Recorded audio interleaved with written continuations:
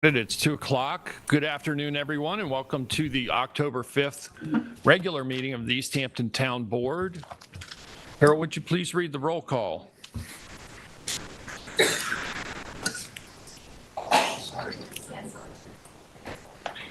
Jason, is Sylvia in the Zoom? No. No. So, Carol, would you please do the roll call? Again, if you haven't signed up for public comment, that's okay. I'll take by show of hands anyone who wishes to address the board after we exhaust the list. Present. Councilmember Reese. Present. Councilmember Rogers. Present. Supervisor Manskoya. Present. Please join me in saying the Pledge of Allegiance. I pledge allegiance To the flag Of the United States of America, and to the republic for which it stands, one nation, under God, indivisible, with liberty and justice for all. Today we have 4 scheduled public hearings, after which we'll have a general public portion where members of the public may address the board. We ask that in all cases, if you please keep your comments to 3 minutes or less. We'd appreciate that very much. And do we not have amplification? There should be amplification in the room. Is there not? There is not. From the podium? Nothing changed since the last time we used it. We didn't choose. You're not hearing us through the speakers in the room? Give me a second. I'm sending a tech down there right now. Thank you. Can you just move your chair a little bit? There's a chair here.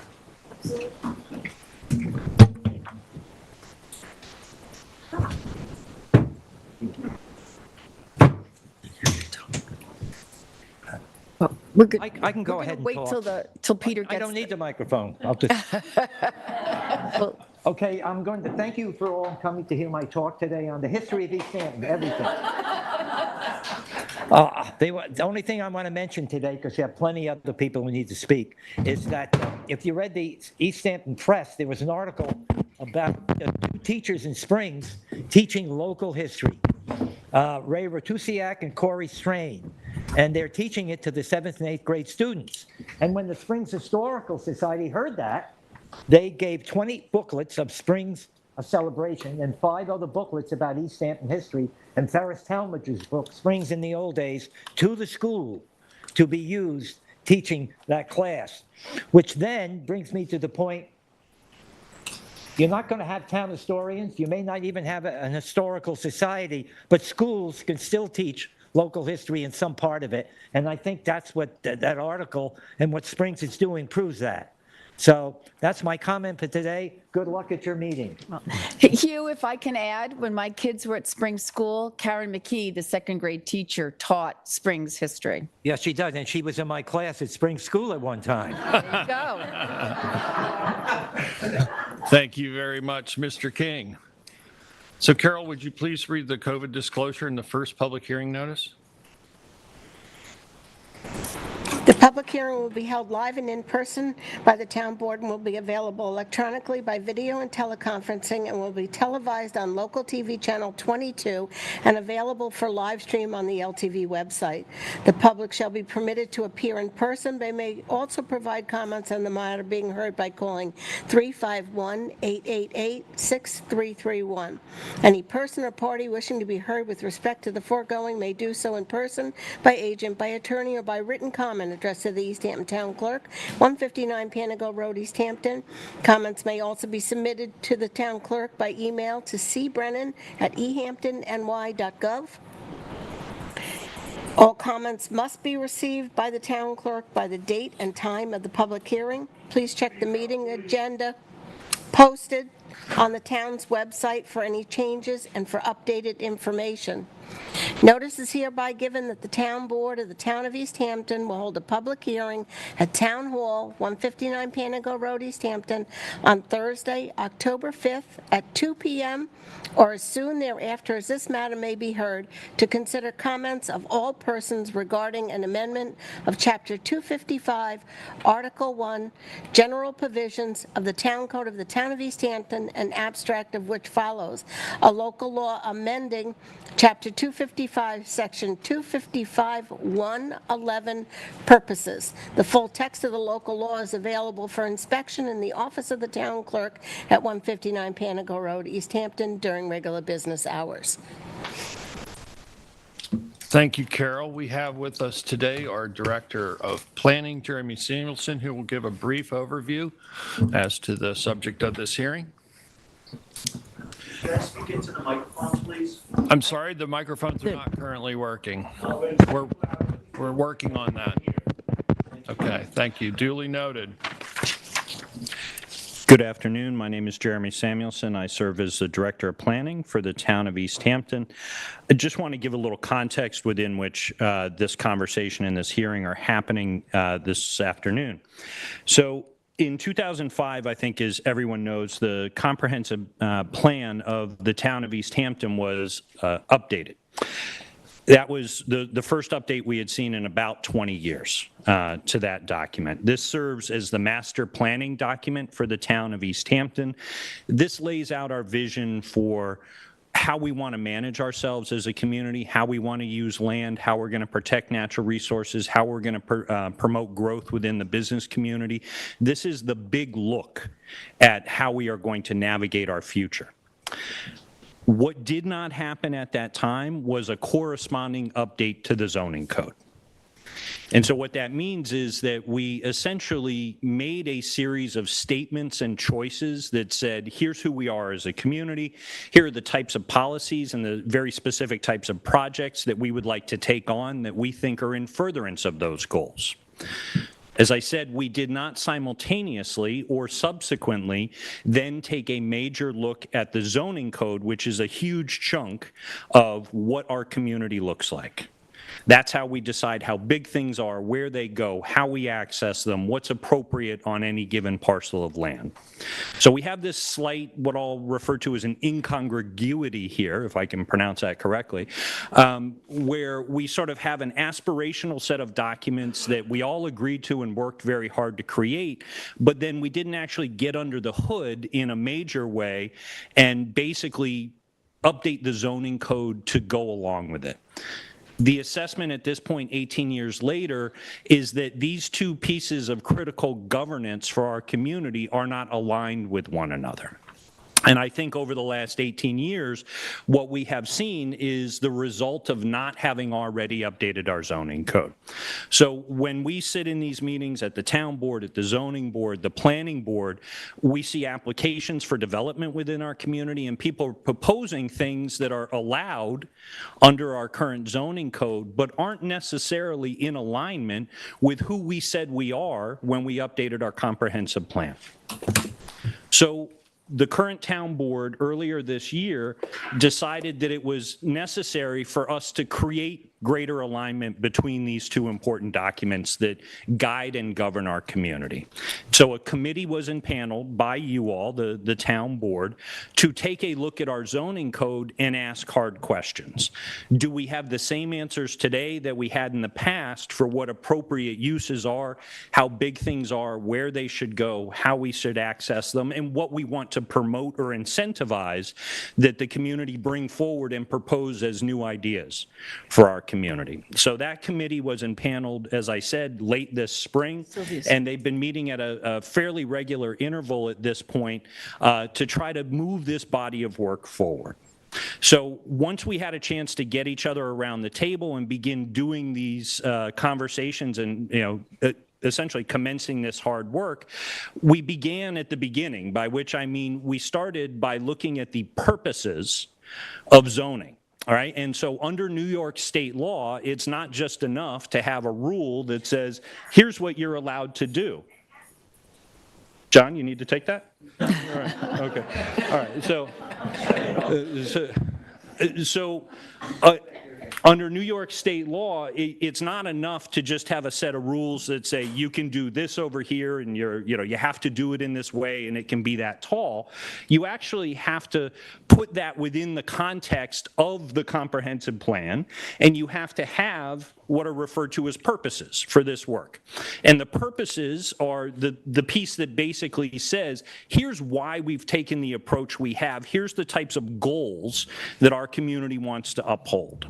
So our approach, I hope somewhat rationally here, was that we couldn't get into the specifics of how big is too big, where should a house go, without ensuring that the purposes piece was as it should be. And no surprise, 18 years later, the world has changed a little bit, right? People do things differently now than they did 18 years ago. The aspiration of an individual property owner to build a certain thing is not the same as it was 2 decades ago. And the trend that we have noted over time is that things are bigger, they're in different places, and we have this lack of alignment between comp plan and zoning code. So what we have done is create the document that is the subject of the public hearing today, an updated purposes section that we think reflects some of the hard-earned lessons, or hard-learned lessons, I should say, over the last 2 decades that reflect things like what happens when you get greater rainfall and what happens when you live in a climate-changing world. The purposes and the zoning code that were in place before need a fresh look. And so this is the first step in that fresh look, is to take a look at the purposes piece of this and make sure that that is in order. And once we get through this important conversation and you all have had a chance to share your counsel and your guidance with the board and they make the decisions that they will make, then we will move over the next several weeks and months into that finer detail work of saying this specific subsection of the code, these definitions of what it means to have a basement, or to have existing natural grade, something that is critically important if you're going to measure from something, but guess what? Actually isn't defined in the code at this point.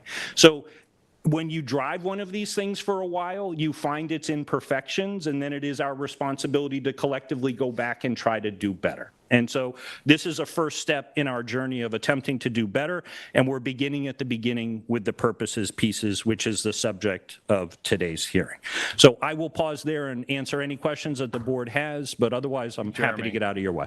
Appreciate that very thorough introduction. Carol, let the record show that our council member Sylvia Oveby has joined us.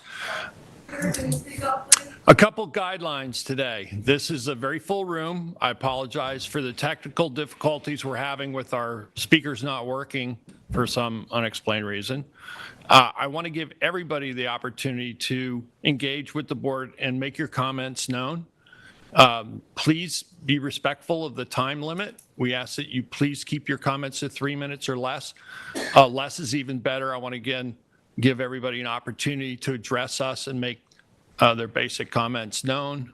I do have a sign-up sheet for the first hearing. No one has signed up for any subsequent hearings, but if you would like to speak at the end of this list, I will take by show of hands and call you to the podium. When you get to the podium, just please state your name for the record. And again, try to be respectful of everybody's time here today and of everybody's comments. So first up, we have Hersey Eggington. Hersey, are you here? Would you like to address the board? Tight quarters. Good afternoon, Supervisor Van Soyak and town board members. My name is Hersey Eggington.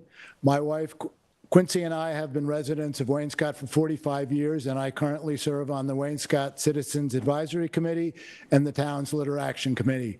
I am here to speak in support of the work done to date by the town's Committee on Zoning Code Changes, and particularly in support of the initiatives promoted by my Litter Action Committee colleague, Jane Meering.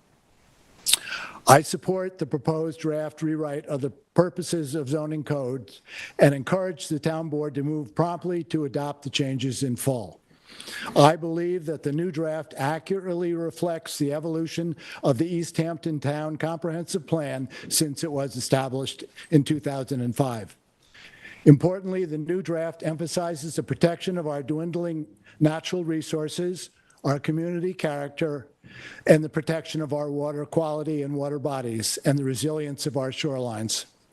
In light of these revised purposes, I feel strongly that the town's current building codes allow developers and builders to propose and construct new residences that are excessively large, exceeding the needs of the people that occupy them, often only for a portion of the year, which in turn negatively affects the character of their neighborhoods, the town, and our dwindling natural resources. As an example, on our private road in Wainscott, which runs along the eastern boundary of the proposed Wainscott Commercial Center, there are 9 taxpayer-owned and occupied houses on mostly quarter or half-acre lots that have been on the street for 40 or more years, all one-story or with occupied dormer attics, all of approximately the same modest house size. There are 4 rental property, 2-story houses built about 20 years ago by the owner of the commercial center property, yet they are smaller in terms of square footage than the surrounding houses. And now we have 2 newly built 2-story spec houses on maximum lot coverage that are easily twice the size of their adjoining neighbors. With these and other even more egregious examples just in Wainscott in mind, I urge the town board and the committee to move forward with meaningful material revisions to the core elements of the zoning code, particularly addressing house size, clearing and coverages, to ensure that what is built on the ground in the future actually reflects these redrafted purposes. Thank you. Thank you, Hershey. If you please just hold your applause. Thank you. Sarah Davidson. We don't have a clock up on the, I just did it right. Hello, I'm Sarah Davidson, Executive Director of the Friends of Georgia Capon Foundation, and I'm here today to express our support for the proposed amendments to the purposes of zoning. We urge the board to adopt it in full. Current building trends are incompatible with our fragile infrastructure, including protecting our surface, near shore and groundwater, and protecting our unique habitats. I want to thank the board and its committee for initiating this process to ensure that our town will thrive well into the future. Thank you. Thank you, Sarah. Erica Lynn Huberty.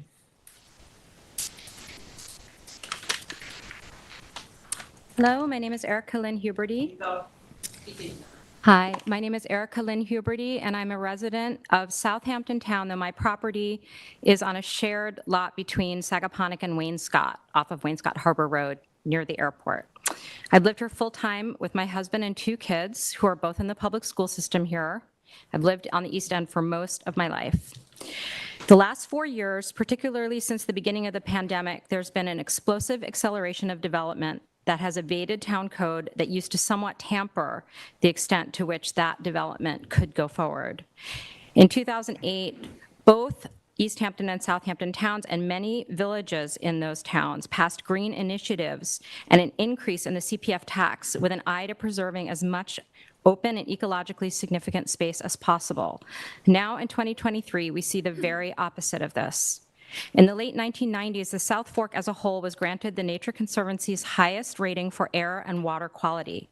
The East End now has the lowest rating in the United States for both from almost all environmental agencies.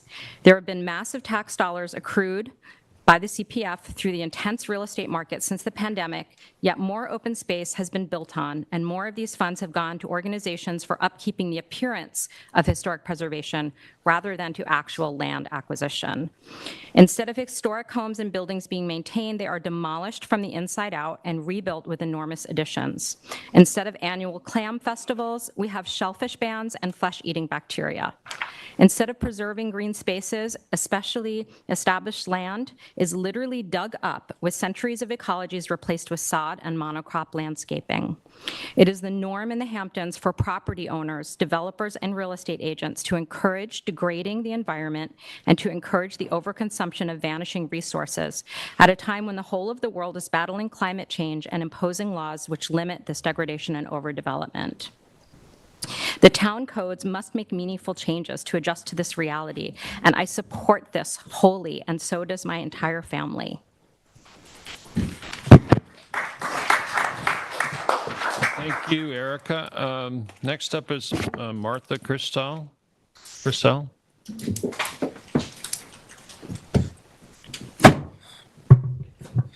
Hi, good afternoon. My name is Martha Christal, and I am here on behalf of the Concerned Citizens of Montauk, an organization that I belong to since about 2007 and continue to actively participate in the legal committee today. We've submitted a written statement, but just briefly, I'd like to just note in public that we support the public hearing. We view it as an important milestone in the broader process as announced by the town back in May to provide a comprehensive and disciplined review of the town's land use regulations and the zoning code. On our website, you'll see hyperlinks to the different code provisions and to the comprehensive plan for anybody that hasn't had access to those.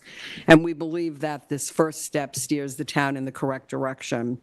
One of CCOM's principal missions is promoting sustainability, and it's anchored by our core belief that a truly sustainable community is achieved through thoughtful planning, code enforcement, and adherence to environmentally responsible practices. As part of our environmental watchdog legacy, CCOM continues to monitor and report on development proposals and advocate for code enforcement. As code enforcement is a complex process, the purposes amendment is a crucial first step in ensuring that the chapter provides the flexibility and responsiveness required to ensure development. And we'd also note that, in our review, consistent code enforcement protects against selective enforcement. We look forward to actively participating in this process. And just on a personal note, I served as village attorney for a large incorporated village for many, many years. I underwent a code revision, a zoning code revision, which spilled into planning code revisions, which spilled into architectural. Roll up your sleeves. It's very, very complicated. It's very difficult. And we thank you and congratulate you for taking the time. Thank you, Jeremy. Thank you, Martha. Idene Duke. I hear you, Peter. Idene Duke.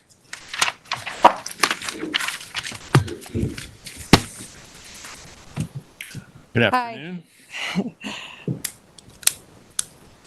I'm Idene Duke, and I'm reading this for my husband who is traveling. He just dictated it into his phone, but I agree with it. My name is Biddle Duke. I live in Springs. Mr. Supervisor and members of the town board, town planners, and the building inspectors, office staff, thank you for doing this crucial work for our community. I 100% support the purposes as stated. I would point out that the purposes bear little resemblance to what we are all seeing out there. The purposes as stated are simply excellent. Please, please make all this happen. Yes to orderly growth. Yes to proper use of land. Yes to protecting the aesthetic character of the town and its last remaining and stunning view sheds. Yes to prioritizing the existing and valuable character of our community. Yes to ceasing the removal of ancient trees and wildlife habitat. Yes to protecting neighborhoods and hamlets from hugely out of scale, out of character construction. Yes to doing everything we possibly can about affordability. And I quote, to provide for and protect in perpetuity economically accessible community housing for people who wish to live and work in East Hampton. To enable older community members to retire and remain, and younger generations to stay or return here, and for all to thrive. Hallelujah. This line in particular strikes me. To ensure local residents can and want to continue to live here. The stunning truth is many who call this place home are choosing to leave. Yes to all the ways possible for the town to stop us from polluting our waters, increase our resiliency in the face of rising seas. Yes to open space and historical preservation, protecting our health and safety and reducing congestion. What's not to love here? Go forth, make it happen, and brace yourselves, because you are going to need political strength and courage. You will be told by influential, wealthy people that what is in place works just fine. Don't mess with a good thing, they will say. They will say the market out there wants bigger houses, more clearing. Basically, don't kill the golden goose. So yeah, let's keep on keeping on and hope some miracle cleans up our bays, protects that view we've enjoyed for generations, saves our forests, and what a miracle it would be for you to find the money to fill all of the essential town positions. The cost of runaway development is so huge. The main cost is an astonishing decline in the quality of life here over the past 2 decades. Imagine if we converted that decline into dollars. It would be in the billions if you began to offer the kinds of salaries required to fill all these jobs at Town Hall, including, by the way, building inspectors and planners and lawyers to push back on wealthy developers. Imagine the cost of the town on its own Imagine the cost if the town on its own began to outright pay for everyone to get proper wastewater systems to clean up our bays once and for all. Imagine the cost if you built a road system, underground is all that would work at this point, to enable us to actually move around properly and safely during the summer months. Imagine the millions of costs to build the amount of affordable housing we actually need. Thanks, Golden Goose. So I implore you, have courage and thick skins. Powerful, wealthy forces are likely to fight any further rational restraint on development. But money interests have gotten us to this congested, environmentally fragile place. As someone wisely wrote this week, East Hampton is not a commodity, it's a community. Please remember that as you approve this document and push on with this important work. Thank you.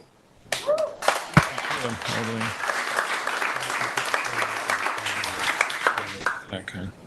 All right. Evan Harris, and thank you, Jason, for getting the PA system back up and working. Hi, thank you so much for giving us the opportunity to speak. My name is Evan Harris. Unsustainable overdevelopment encroaches on the resources that support every person in our community. Our resources include the sense of place. We all share in the beauty and specialness of being here. No one owns the ocean. No one owns the sunset over the bay. No one owns the swans on Town Pond. I support revising the code dramatically, if necessary, to correct course, honor the comprehensive plan, and protect our sense of place and our community. Thank you. Thank you, Evan. Laura Michaels.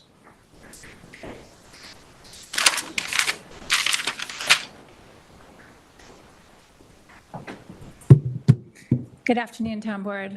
My name is Laura Michaels, and I'm a resident of Montauk. I'm a member of the Ditch Plains Association. I'm on the Montauk CAC, and I'm part of a new, much-needed environmental advocacy group called Montaukers. The East End is my home, and I advocate for and care about all the hamlets out here, not just Montauk. I am here today to support the purposes for the zoning code changes to 255. The East End has grown at an alarming rate. And while I support thoughtful, planned growth and much-needed infrastructure support, what is happening here is unscrupulous. Many guiding principles should be adhered to, but there is one that is overarching: our water quality. Because without this, our real estate is of no value. I am hoping that the changes to 255 will include some of the following. There should be a balance with rules regarding house to lot ratios, limiting the ability to max out a lot coverage and hard structures. This will alleviate stress on the infrastructure and start a movement to be kinder to our environment by allowing more natural landscapes to shine through. There should be guidelines to follow for native plantings as natural pollinator gardens take care of themselves, and limit irrigation by using drought-tolerant plants. The character of the community will fall into place naturally. It would be good to consider ban on fertilizer and lobby against the use of pesticides like Roundup at the state level. Every person in East Hampton must have an updated survey that identifies where their septic system is located and its condition. The grant program has been in place for a few years now, and East Hampton residents are not taking advantage of the almost free replacement for residents and reduced fees for commercial properties. I encourage the town to create a department and hire a septic engineer for this position. If not enough funding is available for an employee, then this position should be outsourced to a consultant from one of the many septic companies we have available to us. High-capacity cesspools have been banned in New York State for a long time, and this ban must be supported at Suffolk County level and subsequently in East Hampton. There are still too many commercial establishments using these systems all over Montauk and East Hampton, many of which are in harbor protection overlay districts. Once again, grant money is available to replace them, so there is no excuse to continue to pollute. If Suffolk County isn't leading the way, then East Hampton must. A trigger for a septic upgrade for both commercial and residential properties must be tied to the sale of a property. The current code is inadequate and allows significant growth without changing the septic system. Thank you for your time, and I eagerly anticipate witnessing the crucial and long-awaited improvements this board will undertake to enhance and preserve our cherished town. Thank you, Laura. Jane Meering. Jane Meering from Amagansett. Good afternoon, Town Board. I'm actually not speaking on behalf of myself today, but I'd like to use my time because a friend and fellow Amagansett resident would like me to read his letter into the record. He has submitted it. These are his words. Ladies and gentlemen of the Town Board, my name is Paul Goldberger, and I have been a resident and a taxpayer in the town of East Hampton since 1985. During that time, I have seen the town become ever more built up, ever more crowded, ever more dense, and sadly, ever more indifferent to the principles of controlling growth, protecting the land, and sustaining the precious natural resources that make our landscape like no other. While the goal of protecting the character of our community and limiting intervention in our natural landscape were articulated in the comprehensive plan of 2005, they have not been followed in the years since, thanks in part to a zoning code that is far too generous in what it permits, as well as to a political attitude that is focused far too much on the short-term tax benefits of new construction and far too little on the long-term damage that excessive development can and has done to the nature of the town. We now have an opportunity to align our zoning code with our stated goals and to consider revisions to the code that would require the town actually follow both the letter and the spirit of the values put forth in the comprehensive plan. I enthusiastically support the updated purposes text in the zoning code, which sets forth the basic principles that planning in the town must begin to follow if East Hampton is not to become indistinguishable from a suburban community up island. We want East Hampton to be East Hampton, not Levittown by the sea, but to be East Hampton, we need to recognize that our land is our most precious resource and that we cannot continue chopping it up for more and more houses. We need to recognize that bigger is not always better. And in the case of a community with a fragile ecology, bigger is almost always worse. We need to recognize that there will be difficult and painful decisions and that replacing an agricultural economy with an economy driven by home construction means that the more successful our economy appears to be, the more we will be compromising the very thing that we claim to love. 40 years ago, this is him speaking, when I was the architecture critic of the New York Times, I wrote a cover story for the New York Times magazine called, quote, "The Strangling of a Resort," that documented overbuilding in East Hampton and Southampton and brought these issues to a national audience for what may have been the first time. Since then, more houses than I could ever have imagined have been built, often on lots far too small for the enormous size of today's construction, and more land has been lost altogether, despite the significant impact of land purchases made possible by the Community Preservation Fund. Though one of the few truly positive developments in this area, the Community Preservation Fund, but has hardly been enough to truly preserve the community. To do this, we need to review and rethink our zoning code and recognize that as it is now written, it will allow a degree of building that, if it continues at the current pace, really will bring about the strangling of the town. I urge you, Town Board, to support the revision of Chapter 255 on the agenda today of the Town Code. Respectfully, Paul Goldberger, Skimhampton Road. Thank you. Thank you, Jane. Christina Buckley.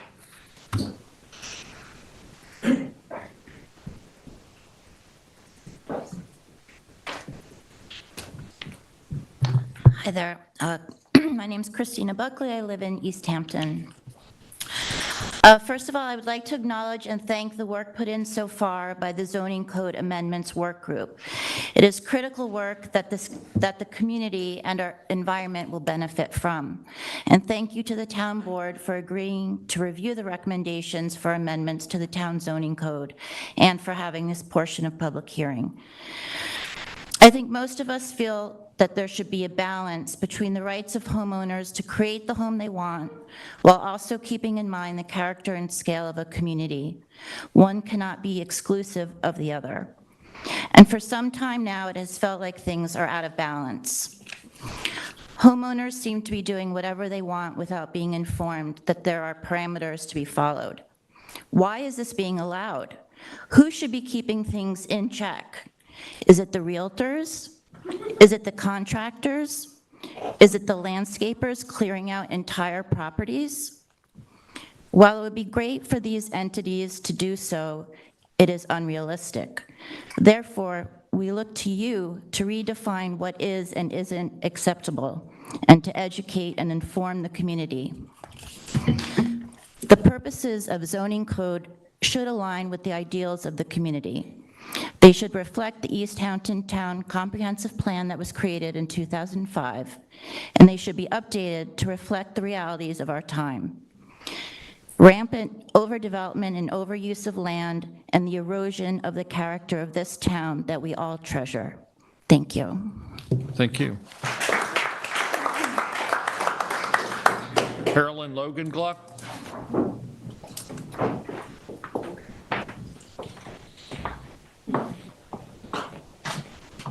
Good afternoon. My name is Carolyn Logan Gluck. While I lead the CAC, I'm here just to speak on my own behalf today. So I wanted to start off by thanking you, the town board, for having the courage to do this. Not easy. And I want especially to thank Councilwoman Rogers for being willing to lead this committee, and my friend Jane Meering for having largely, or how should I say, being the first one to speak loudly and give us the courage to join her in speaking up, to ask you and to urge you to adopt these revised purposes to the zoning code. As was mentioned by the head of the planning department, what we see now is a lack of balance between growth and what I would call community characters and the resources of East Hampton Town. And while I can't speak to the other hamlets, I can speak to Wainscott. You know, we go from ocean beaches through coastal ponds, across outwash plains and up into the woodlands, which lie across the aquifer. And we, as human beings, have made our imprint felt there, since 1648, I think. And it seems in recent years, in these past 2 decades, our imprint has been less and less sensitive to the natural environment. What I've seen is homes of increasingly large size and increasingly deeper depths sprouting up around farm fields. I see trees being cut down without any heart. And I worry for both of them. And I so admire the town's appointed boards, but how do you quantify mass and scale? And how do you measure a tree worth saving? So once again, I urge you to adopt this and be courageous in taking the steps forward to do what needs to be done to preserve this very, very special place we call East Hampton, at the same time while we encourage orderly and thoughtful growth. Thank you. Thank you, Carolyn.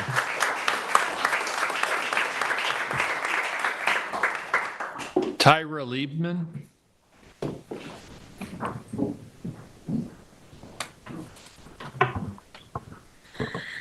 Good afternoon. My name is Tyralebman. I'm a resident of East Hampton, and I've been here for 22 years. First, I want to say thank you for all your work on the pressing issues of our town. These issues are difficult, as others have said, and I applaud your tackling them and seeking community input. I want to express my strong support for the amended purposes of the zoning code and respectfully and urgently request that the board move promptly to adopt them in full. These purposes are much more in line with the town's comprehensive plan. And let's face it, as was said before, a lot has changed since 2005. And I feel that the protection of the spectacular natural resources here, given the real and obvious effects of climate change, is imperative for the quality of life for us now and into the future, and for the sustainability of the community and its value to the residents, businesses, and wildlife we all share. Of great concern is the oversizing of new developments. Behind me in East Hampton, down the street from me, and around practically every corner are new homes of gargantuan proportions. These homes clear way too much of the town's remaining precious woodland and are out of character with the plan and the world's pressing need to reduce our collective utilization of resources. In fact, the house behind me on our block, we call it the Marriott, because it's just so gigantic. New zoning codes that are actually enforced are critically needed to address these incompatibilities between the comprehensive plan and the obvious demands of our times. I urge you to adopt and ensure enforcement of strong and clear zoning rules that demonstrate respect for and compatibility with these well-crafted purposes, keeping building at a reasonable scale.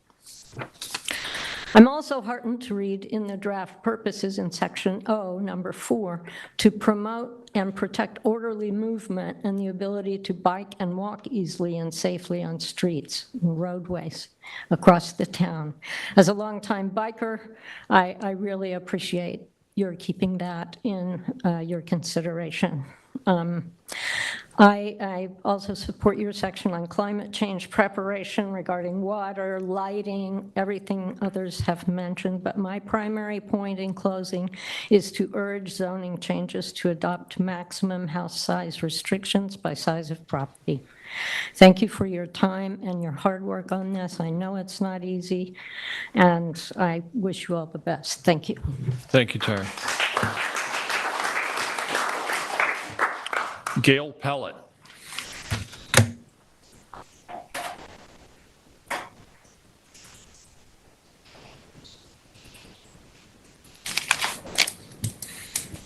Thank you, Supervisor, Board. Thanks for taking this on and having this public hearing.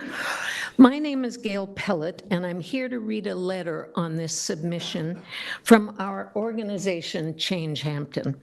We at Change Hampton came together to address the climate emergency and calamitous loss of biodiversity and beneficial insects and birds by promoting restorative landscaping.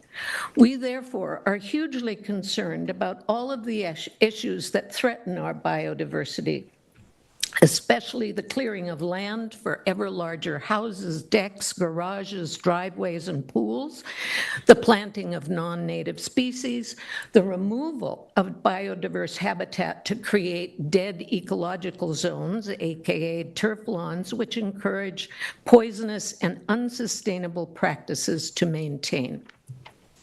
We've tried to take a positive approach to this issue by creating a model of what a private or public property yard or landscape might look like by this very pollinator garden that Change Hampton worked with the town to create when focused on native and pollinator-friendly plantings. And you can see our first effort out the window. We promote pollinator pathways in an effort to combat that catastrophic loss of our pollinator insects and birds. But we are deluding ourselves if we continue the way we're going with permitting the excessive sized houses, which require all of this excessive clearing and coverage of land, and the incessant cutting down of our major keystone pollinator trees, shrubs, plants, and grasses. We're especially concerned about oak trees, the giants of the keystone trees that support more than 500 species of insects and pollinators. As individuals, I'd say many people in this room and all of us at Change Hampton, we have witnessed the tragic campaign of sawing down 100-plus-year-old oaks to make way for bigger homes that require bigger septics and driveways. So we fully champion this effort to address these vital issues as they relate to our codes and regulations regarding the built environment of East Hampton. We support the working group's proposed draft of the purposes of the zoning code, and everybody has been addressing its root in the comprehensive plan of 2005. Sadly, we've all watched over the past 4 decades, as many here have mentioned, as real estate profits reshaped the character of this community. And we've listened for years to the complaints of longtime residents about the unraveling that has come with a frenzied and speculative real estate market. There's nothing the matter with making profits. It's how our system works. But the scale of that greed is destroying this place. Also, we have regulations now, but we're caught between either a system of variances and relief. Why we don't use the word circumvent, I don't understand, from keeping to those code regulations and our inability to adequately enforce those regulations. So we're caught between the language and the effort to be generous about these regulations and the enforcement. When our zoning board tries to apply those codes strictly, they're contradicted by property owners with the means to litigate until they get what they want. Everyone on this board knows, everyone in this room knows, the many ways that that constellation of realities has undermined our ability as a community to protect our precious landscapes and waterways and community ethos. Our priorities should always be health, sustainability, resiliency of our fragile landscape and waters in East Hampton.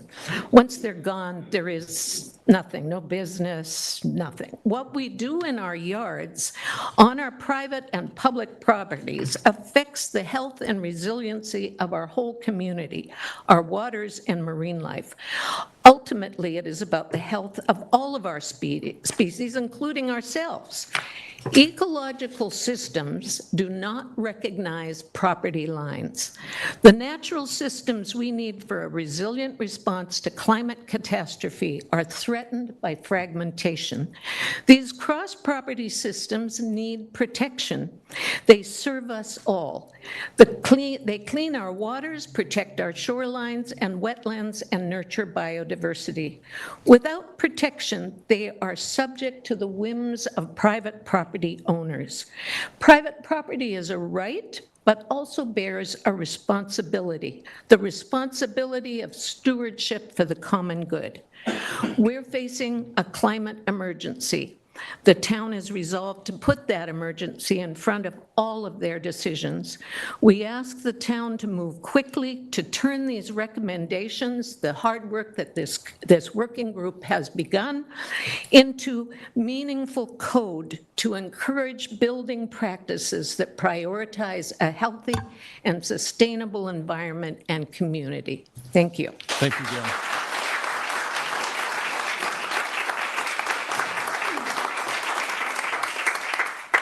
Bronn Quillin.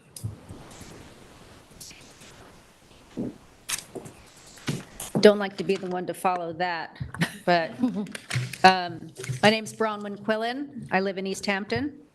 I want to thank you for the opportunity to speak here today.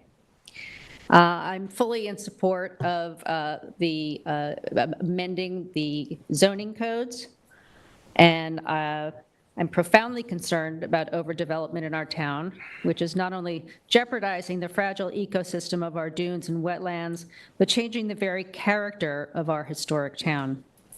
I'm concerned about enormous houses rising on all sides that resemble nothing less than outlet centers, warehouses, and yes, airports. I'm concerned that without amendments to the code that we can look forward to more monstrosities like the Ira Rennert house in Sagaponack that rises from the farm fields like a penitentiary.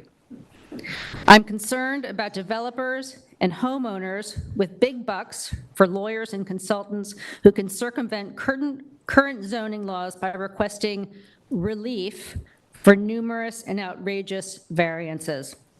I believe that amending the current codes is the first step to turning back the clock and reining in this overdevelopment. I'm hoping that the next time someone comes to the board with a plan for a 10-bedroom house, they will just be told no. Yeah. Thank you. Thank you.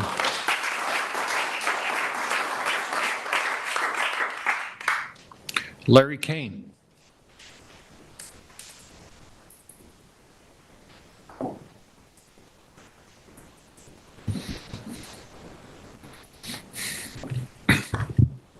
Good afternoon. My name is Larry Kane, and I have been a resident of the town of East Hampton for more than 40 years and have been a builder for all of them.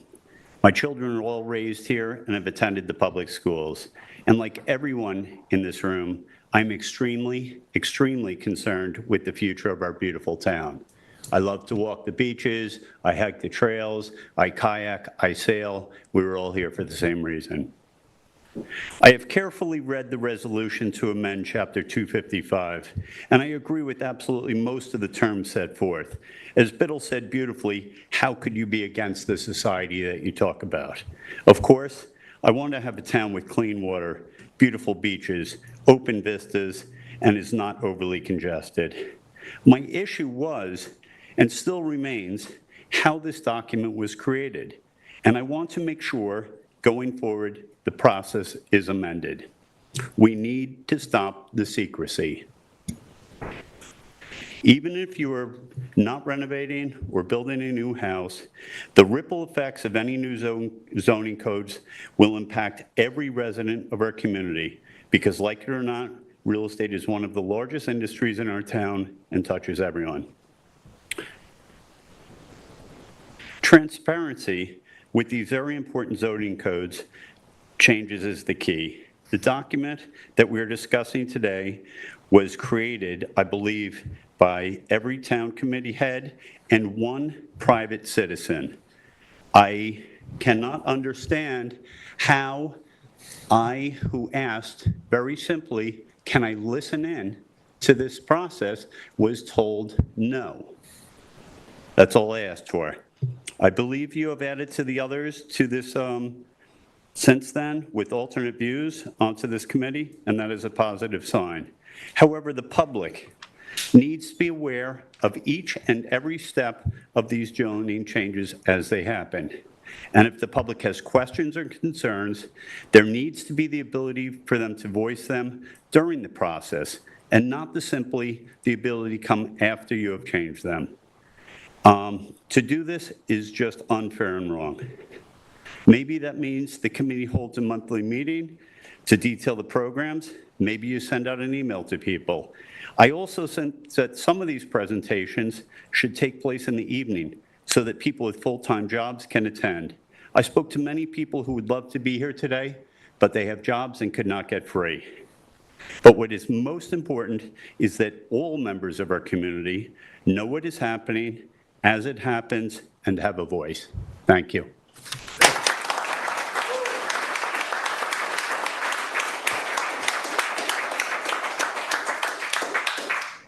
Thank you. Connie Cortez. Hi, I'm Connie Cortez. I'm a full-time resident in Montauk, my husband and I. So I'm here to support your decision to revise the zoning code. I am reading a letter that my husband wrote who could not be here today.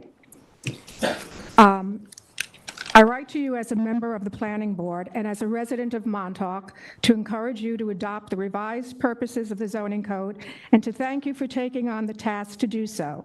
As a Planning Board member, I have firsthand experience on how necessary it is to have zoning code clarity and, more importantly, to have it reflect the values of the community. Good planning starts with a sound foundation of our well-defined aspirations of the qualities we want to preserve and develop. The purposes section, as you have newly drafted, is an effective guidepost. If incorporated into the code with more amendments to come in the future, it will be a more efficient bedrock upon which good planning decisions can be made. As an ordinary citizen, I, like so many of my neighbors and townsfolk, love where I live, the open air, the wild nature, the variety of water bodies, the quaint residential neighborhoods, the East End character. All of that and more of what we all treasure is being threatened with drastic transformation. This mission that you have taken on is the front lines of a battle to stop that from happening. It's not like we don't know what to do, what forces we need to bear. We all know it instinctively, and we have it documented as well in our comprehensive plan. Time is of the essence. The barbarians are at the gates.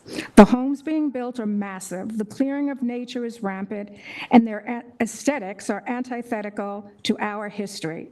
I encourage you, I support you, and I stand with you to shore up the zoning code before it's too late. Thank you.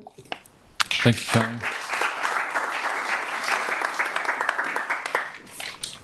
That concludes the sign-up list. Jason, do we have any callers on the line? And I'll take, by show of hands, others as well.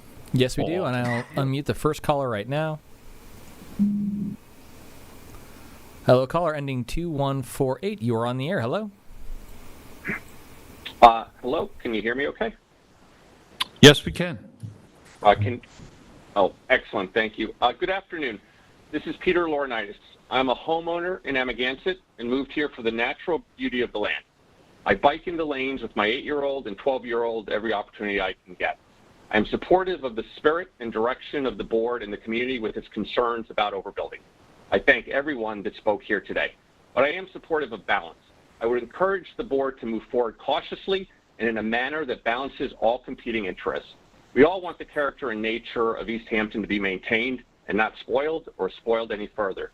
But we also should be cautious not to go overboard and stop the updating and upgrading of our homes, many of which are beyond their useful life or not up to modern standards. For instance, the cottage I acquired only has value in the land. The 1,200 square foot, 80-year-old cottage is barely usable as a year-round modern structure. You could feel the wind come up through the cracks in the floor. At some point, I'll want to build a modern home for my wife and kids to enjoy for the coming decades, and I am fearful that the changes to the code might prevent that. Don't take away the value of my land and the ability to enjoy my property for generations to come by being overly restrictive on ordinary citizens upgrading or rebuilding their homes to what is permitted today. I'm not talking about sprawling mansions. I'm talking about ordinary 3 to 4 bedroom homes by today's standards. And similarly, don't destroy the investment in our properties by dramatically changing the rights we have today to upgrade. Given I don't understand how these discussed changes will practically impact ordinary private citizen landowners like myself, I am concerned about where we're going with all of this and if my rights will be impacted to create a home for my family to enjoy for the coming decades. Thank you very much for your consideration. Thank you, Peter. And yes, you, sir, you wanted to speak. If you please come to the podium. Definitely. And state your name. I'm Kevin Bunce. I'd like to thank you for having us and thank everyone else for being here. I'd also like to say I agree with the points he just made. I'm an East Hampton Village lifeguard, an avid outdoorsman, an enjoyer of the beauty that the East End has to offer. I've been to many places, and I can honestly say that we have one of the most beautiful towns in the country. Yet despite the quaint beauty that once made East Hampton what it's known for, acre by acre it's being ripped away. If I were to Google East Hampton Town's plan for a green future, the first statement presented is as follows. In 2021, the town declared that a climate and ecological emergency exists and resolved to make climate mitigation and the elimination of greenhouse gas emissions a guiding principle and objective of all municipal operations and decisions.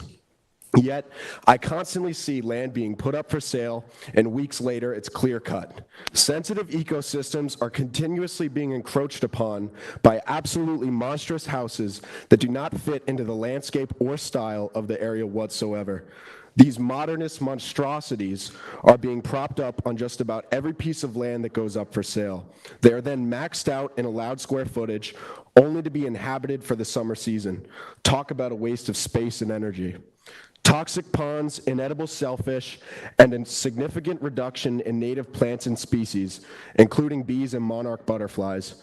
How can we claim to care so much for the environment, yet destroy the one around us and be okay with it? The wildflower fields once inhabited by these pollinators are nearly non-existent. Think of the site of the infamous Ditch Plains house. I'm 20 years old now, and I could say the change I've seen in my lifetime deeply saddens me. So much land has been clear-cut only to be filled with McMansions that lack native plant variety and proper cover. A big green lawn with a border of small grasses and pine trees has become the new look. It does not serve nearly any functionality in the ecosystem. What happened to these grassy meadows? They've now been pumped with herbicide and pesticide. Think about all of the creatures that once inhabited these plots, now non-existent. In the last 3 years alone, the change in this town has been disheartening, to say the least. I don't quite understand how our town can be so active in the fight against climate change, yet allow decisions that directly alter the ecosystem of the East End for the worst. I live on Sammy's Beach. This seems to be the next street under siege by big building. This year alone, multiple modest houses have been torn down, only to be replaced by massive ones that do not fit into the landscape or character of the area at all. Not to mention the land they were built on was clear-cut, sensitive dune areas included. 1 second. All right.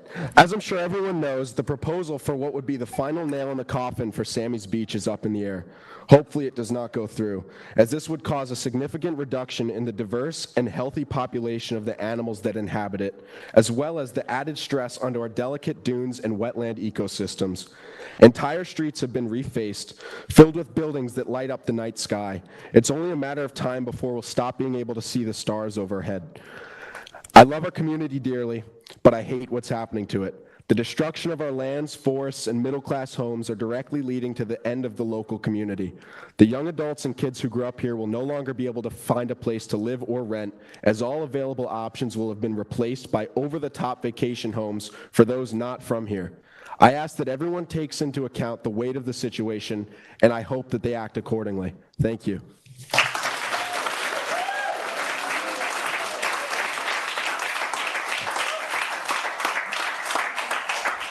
I'm going to alternate between the phone lines. So, Jason, do we have any other callers on the line? Yes, we do, and I will unmute the next caller right now. Hello, caller ending 1026. You're on the air. Can you hear me? Yes, I can hear you. Can you hear me? Yep, you're in the room. Great. Good afternoon, Supervisor Van Scoy and town members, board members whom I respect wholeheartedly. My name is Ryan Sherman, and I'm a born and raised resident from Springs. I'm the son of a lifelong local single-family home builder, and I've watched this community grow and change in front of my eyes for the last 32 years. I fully support the proposed amendments put forth to the purposes in Chapter 255-1-11. These current building trends just aren't sustainable, maxed out, cleared out, wastes of space, and large amounts of energy, as we've heard before. Between the explosive and rapid size of development, septic issues, water usage, and the environmental price tag stemming from them, we are just being far too irresponsible. We need to protect our natural resources, water quality, community infrastructure. We allow too much excess. It changes the character and definition of these small towns, such as Springs and Montauk. We understand that outside resources will not just, quote, do the right thing. So we will rely on the town to protect us. We understand that the oppositions have giant sums of money and high-powered attorneys, but we have community perseverance. We also need to drastically curb the affordability crisis we are in the middle of. People my age are leaving in rapid numbers because it is simply out of reach with the salaries that are available here. You can't pay 40 to 60% of your income to mortgages or rent when there are other expenses to bear. It really turns the community into a desolate wasteland come winter, as we all know. Selling off all of the smaller homes left just for them to be destroyed and maxed out will only add to this crisis. It's mom and pop, not mom and Prada. I understand that the majority of empty lots have already been built on, but that doesn't mean that we can't preserve the future while we still have a chance. Thank you for your time and your dedication to this issue. Thank you, Ryan. Yes, sir, in the back corner.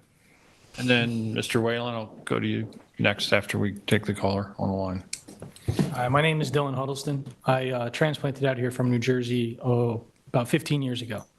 I came out here because I love everything everyone else loves out here. The beaches, the beauty, the community, and we can all say that New Jersey is not the example of what we want to become. That being said, I'm afraid of the unintended consequences of too strict of restrictions.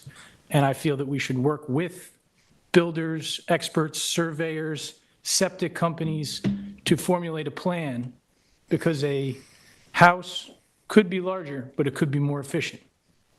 Do we have to max out everything? Do we have to build ever renter houses? No.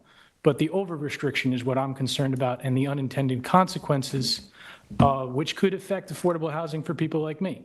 I'm fortunate enough to have a good job, make good money, and I've been relegated to have to move to East Quogue. I didn't want to buy in East Quogue. It's my starter home. I want to get here, but it wasn't a possibility in 2018, and that's only gotten worse. If we over-restrict this, it may never be an option. So that's my concern, is I may never be able to get here, only get to work here. So that's all. Thank you, Dylan. Jason, could we take the next caller on the line? Absolutely, and I'll unmute the next caller right now. 1984, you're on the air. Hello. Hi there, can you hear me? Loud and clear. Yes, we can. Okay, great. My name is Nadia Bartnoff-Chipman, and I speak for the younger members of the East Hampton community. I graduated East Hampton High School class of 2013, and our way of life is being threatened. My generation, we have one option available for becoming homeowners, and that is to have our homes passed down to us from our parents. And if that's not in their plans, then we're pretty much out of luck, because it's impossible for us to compete with the current real estate. I have always envisioned giving my future children a childhood that is very similar to mine. If, for example, spending the time in the bay in Fresh Pond. You can't swim in Fresh Pond anymore because it's not clean. Spending time by the ocean, going hiking, exploring the woodlands and forests around my home, looking at the piping clovers on the beach. All of this is being threatened because of development. To not have the biggest clam contest, I mean, what are we even here for if we can't support our local fishermen and our Bonnickers thoroughly and wholeheartedly? It's really devastating to witness what's going on, and I really hope that we can do something. I applaud you for trying to take this on. I know there's a lot of litigation, a lot of money that's at stake here, but we need to preserve our way of life. East Hampton is a unique community. There is nowhere else on this planet that looks the way our community does, that has the values that our community has had for centuries, for generations. And I hope that I can give my kids the future that I want to be able to give them. So thank you so much for doing this, and I'm looking forward to seeing some action taking place. Thank you. Thank you for taking the time to call, Nadia. Mr. Whalen. How are you, Rick? Good. Mr. Supervisor, members of the board, Richard Whalen, Whalen Filer PLLC. I have a letter I'd like to read. Dear Mr. Supervisor and members of the town board, I represent Fireplace Development Corp. And Bistrian Cement Corp., which together own approximately 134 acres of land west of Springs Fireplace Road in East Hampton. We generally support the proposed amendment to Chapter 255 zoning at 255-111. The amendment fleshes out and enlarges the underlying purposes of the zoning code so as to meet the needs of the modern world and the changing environment in which local land use decisions are made. As good as these proposed changes are, though, we think they should go a little farther. My clients own one of the few remaining tracts of industrial land left in the town. The 2019 East Hampton Hamlet study recognized this fact, stating in a note on page 21, this corridor along Springs Fireplace Road is among the largest of East Hampton's few remaining commercial industrial areas and supplies important materials and services to the town. In the future, Fireplace Development Corp. And the Fireplace Development Corp. And Bistrian Cement Corporation land may be needed for uses or activities that cannot be accommodated anywhere else in the town. In the first place, there will always be a need for processing and manufacturing gravel and stone, topsoil and top dressings, subsoils and road-based material, concrete and cement, regardless of whether or not the raw materials for these products are sourced locally. The town will have other future needs for which relatively large areas of land free from major environmental constraints will be required. Perhaps the need will be for sewage treatment. Maybe it will be as a site for battery storage to smooth out the provision of electricity generated from renewable power sources such as wind or solar. It is entirely possible that a future need for this land will arise that we have not yet contemplated. Given the limited remaining space available in the East Hampton town for uses that need large land areas and buffers, it would be short-sighted for the town to squander these resources. The zoning code should acknowledge this need, and a good place to do so is in the purposes clause of the zoning code. I have taken the opportunity to craft some language that could be added to 255-1-11 and which would formally recognize the need for the town to retain a properly zoned base of land for the commercial or industrial uses that every community needs. My proposed language is as follows, and this would be added potentially to B7 of section 255-1-11. To ensure the availability of a sufficient amount of commercially and industrially zoned land, suitably located, so that the needs of the community for essential services can be met now and in the future, and so that there is an adequate land base for commercial and industrial activities which can be anticipated today, as well as those activities which cannot yet be foreseen. I just want to say, finally, the Bistrian family, their long vision for their land on Fireplace is not what we're seeing at another large commercial landowner in the town, which has proposed to chop his property or their property up into 1-acre commercial lots. You're going to need larger parcels. They have to be maintained or retained somewhere in the future. And the Bistrians foresee, their property someday, maybe it'll be 5, 10, 20-acre parcels, not smaller parcels. And the point is that you do need larger parcels for certain kinds of activities that you just can't put in a 1-acre lot. That's something that the code should recognize. Generally Samuelson points out the importance of this code section they're talking about. It is the underpinning of the zoning code. We just want to make sure that it is broad enough to encompass what we view for the future. Thank you. Thank you, Rick. And we'll go back to the phones. Jason, do you have any other callers on the line? Yes, we do, and I'm unmuting that caller right now. Hello, caller ending 5663. You're on the air. Hi there. My name is Jess Frost. I live in Springs. I've been a resident on and off of East Hampton since 1973. I run the Art Center at Duck Creek, which many of you might know is a CPF property. And on a daily basis, I commend this town for the work that they've done with CPF. The biggest contradiction that I feel that exists right now is exactly what Mr. Bunt said earlier. There is such a tremendous effort being made for preservation and environmentalism, but the building codes do not equal that effort, the efforts that are being made. They in fact contradict them, and I think it's really important that this code this be passed so that we can actually all move forward together and in unison towards a better management of the town. Thank you. Thank you, Jess. Mr. Pine. And then I'll come to you next.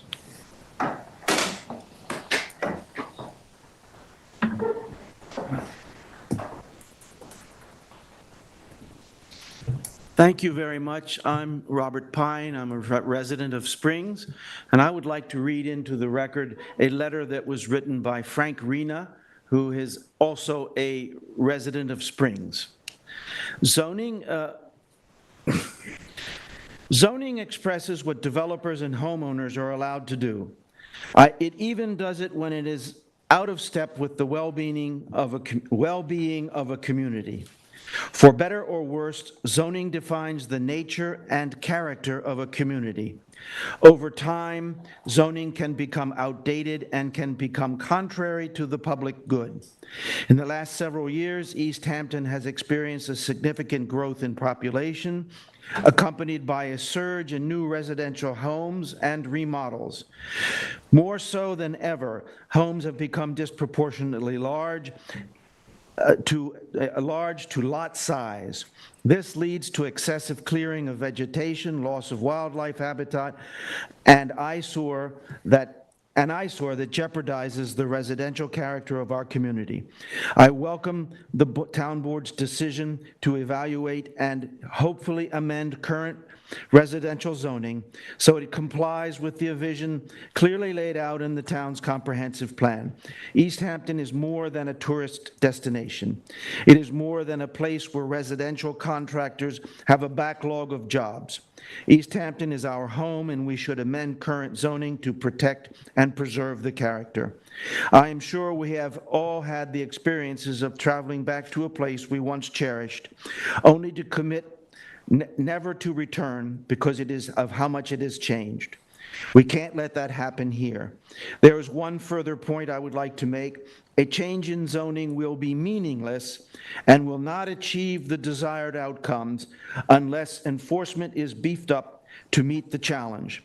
Zoning change and strict enforcement go hand in hand, and their outcomes are mutually dependent on one another.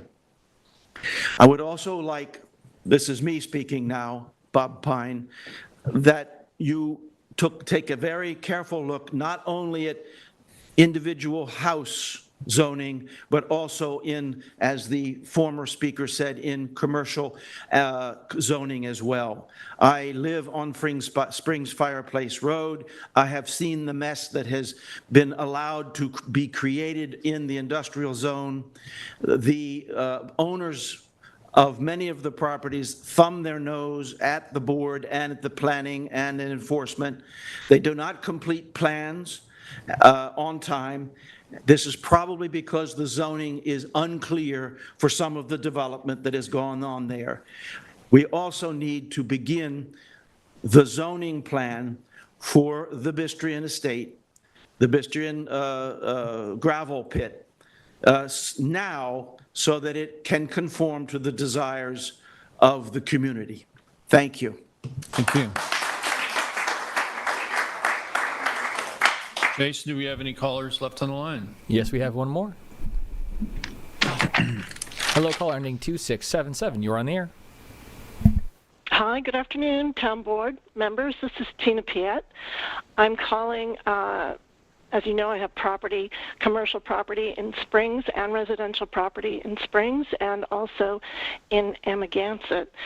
I think that there are a few people, it looks benign on its face to change the proposals from 2005. But what I really hope everyone takes into consideration is the fact that this issue was visited less than 10 years ago. Visited and revisited, and I'm just going to, if anybody remembers, reiterate the points that were made the last time that the zoning code was changed to change lot to house size regulation, and the building code was changed then also, building and zoning. So I am not wealthy. I'm certainly not, someone who has much influence over anything, other than when I look in my own backyard, I try to be a responsible person, and I think that what Larry Kane said about transparency and what some other people have said about being very cautious, just to change the purpose seems very benign, and who could argue against that, except I also think, and would keep in mind Mr. Whalen's comments, commercial businesses have not only a very real place here, but they have to be accommodated. So I optimistically and cautiously say, sure, go ahead and change the purposes to be in line with our thoughts and our character and our community, but really keep in mind that zoning code changes are drastic. And the last time they were changed, all that happened was a bunch of houses are now pre-existing non-conforming that may sit next to my property, and further downgrading my ability to build what they built devalues my property. And so caution, extreme caution, and please keep the public informed about this. Boy, this started in the spring, and here we are at a public hearing less than 1 month away from elections. I mean, people really work when they want to work, but I would urge you to take Mr. Whalen's comments and use your own common sense in this, in what you're adding and where this may be going. So thank you for your time. Thank you, Tina. And yes, ma'am. Next, and I have a show of hands of who else would like to speak today. Okay, so we still have at least a half a dozen speakers. Good afternoon. Good afternoon, Supervisor and members of the Town Board. I'm going to speak extemporaneously, so I might make a few faux pas, but I would like to say, just in opening, to add a little lightness to the conversation, that we can all expect 3 things in life: change, death, and taxes. You can choose the order. Can you just state your name for the record? Just for the record. Yeah, my name is Patricia Wodzinski. I've been a resident of the town of East Hampton, starting in Montauk since, actually starting in Amagansett, beginning with a week's vacation here, and lived in Montauk for many years and built my home here in East Hampton in 1996. During the time that I've lived here, the town boards, including this one, have successfully improved and implemented improvements to the town code and zoning. They went from quarter acres to half acres to 1 acre, 1 acre to 2 acres, and 2 acres to 3.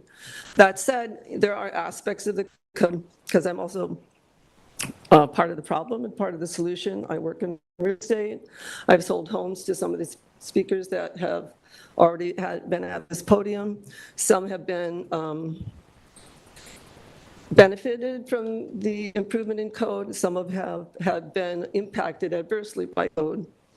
And some of the more recent of those being the new septic systems, which, when they're introduced into lower lying areas, because of the groundwater table, you have to build up the landmass around that particular home to accommodate the septic system, which then creates a higher elevation to a neighbor that might be next door, creating a wetland or exacerbating the wetland that might exist there. So in each of the suggestions to improve the code, I think, speaking to somebody that's been here before, it might be beneficial to address them in a singular fashion to allow the public to have some input into how they view it, how they see it, for that transparency. Secondly, the builders that I know in this area and have worked with for many years, maybe 35 years now, are thoughtful people. Many of them have grown up here. They raised their families here.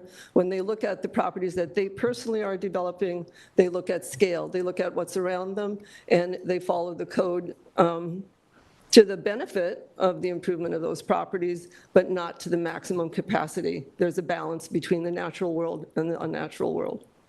I can also say that I visit the building inspector's office frequently, and to code, I've had to move or assist a homeowner in removing as much as 6 inches from a deck that exceeds the allowable 6 inches excess. There used to be a rule that existed, that was enforced, that allowed for a 20-foot wide corridor between properties so wildlife could pass.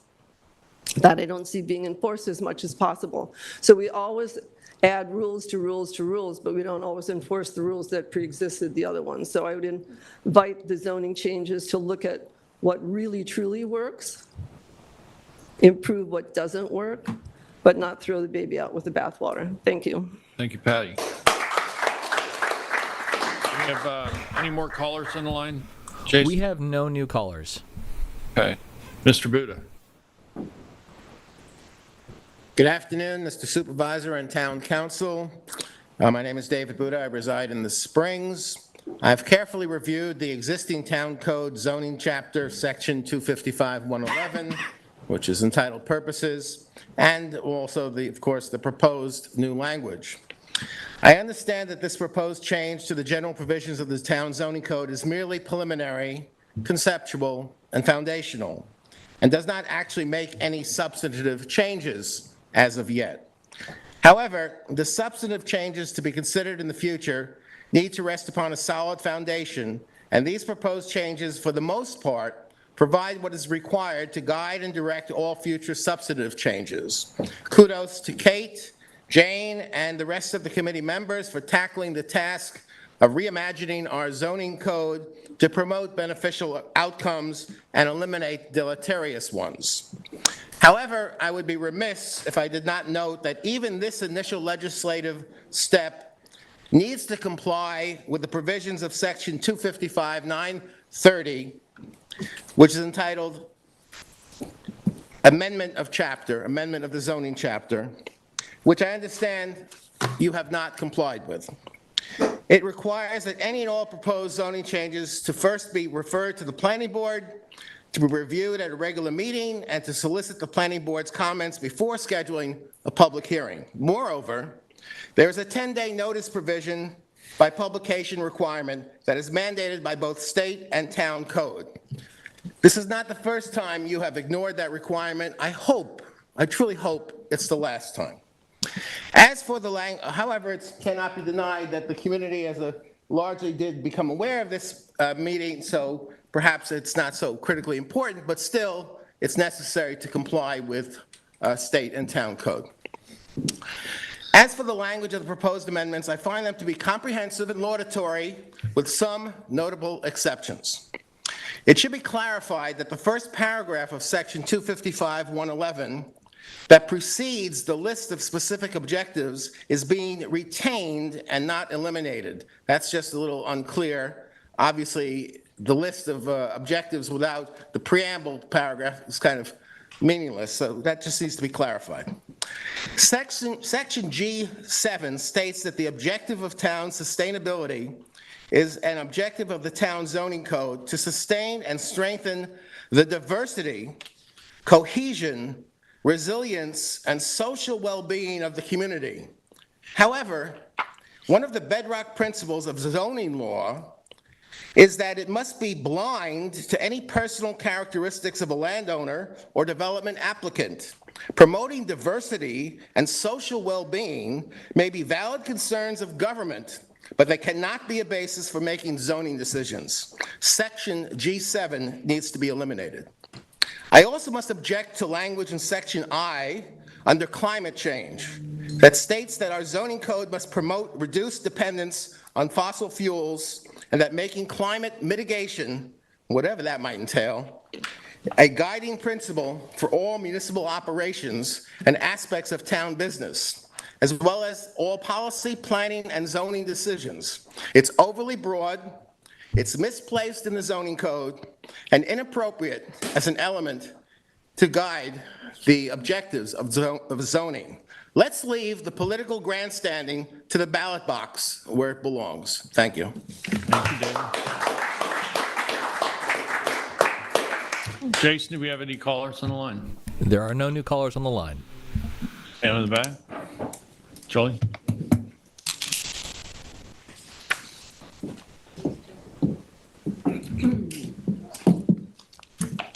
Hi, everybody. My name is Jolie Parcher. I live in East Hampton. Thank you once again for your hard work. Yeah, keep it there. Every time I come up here to speak, and it's been a few times now, I feel nervous.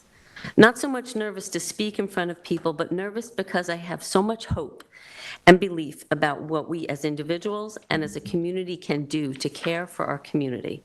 Yet I fear that we might not step up.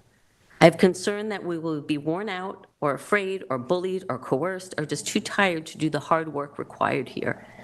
So I ask you, is the declaration of a climate emergency that East Hampton made just talk with no courageous action to back it up? Is the comprehensive plan just a beautiful idea of what could be? Are the zoning code proposed changes just going to be lip service and minor steps to keep us quiet for a while? Or are we committing to roll up our sleeves and get to the hard work of becoming a climate and community resilient community that is truly supportive to our local workers and local families? I appreciate the speaker who reminded us that we need the staff to enforce these proposed new codes. You have the opportunity to create a zoning code that is committed to protecting our water quality and natural resources, the sustainability of community and long-term property values, and supports affordability in housing for residents and local workers. Let's give the realtors, architects, developers, builders, and landscapers a chance to use their wisdom, creativity, and motivation to succeed, to design and create houses and structures and properties that will make them, our elders, and our children proud and actually safer in the world. I can imagine a real estate ad one day that says, "Be the envy of your neighbors and generations before and after you, as the preserver of a beautiful property with ancient trees and as the most sustainable house on the block." Thank you. Thank you. Yes, sir. And then Lynn after. Sorry. Got to be quick with that hand raised, Lynn. Hello, my name is Morgan Grant. I'm a friend of Kevin over there. I was lucky enough to have a grandfather who bought a house on 3 Mile Harbor. And growing up here, there's such a sense of magic that you get nowhere else in the world. And I'm well traveled. And seeing the destruction of not just the environment, but our town as well. My main point being just the glorification of greed and stuff like Louis Vuitton, Prada. We ripped out Scoop du Jour, put in a la mode. Like, who doesn't want Scoop du Jour? And now, like, I want Dreesen's Donuts and stuff, you know? Snowflake. I should also say this is my first town hall meeting, so you guys get to see that as well. I just want everyone to imagine your house as Scoop du Jour, and then it be replaced with the pink monstrosity of a la mode. And if that happens everywhere, it's just not gonna have the soul and magic that I love. And last night, I was fishing 3 Mile Harbor, and there was an oil slick on top of the water that I haven't seen before. And I spit on it to see, obviously, how deep and slick it was. My spit stayed on top of the water. Now imagine what's happening to the fish, the crabs, the clams. I love clamming, you know? Imagine what's happening to that. And over time, as we get these bigger houses that cut all the trees out, put in non-native grass, and pump pesticides every month on that, as that keeps washing into our aquifers and into our ponds and our harbors, soon we won't have the native species that I love to fish and clam. And I just want everyone to think, I don't have like a written statement, I'm talking off the head, but I want everyone to think about the kids nowadays. What are they gonna do? Are they gonna be able to fish 3 Mile Harbor? Are they gonna be able to clam? What are they gonna do in 20 years when the new kids come in as well? I don't really have much else to say. Bring back Scoop du Jour. Thank you, Morgan. Lynn.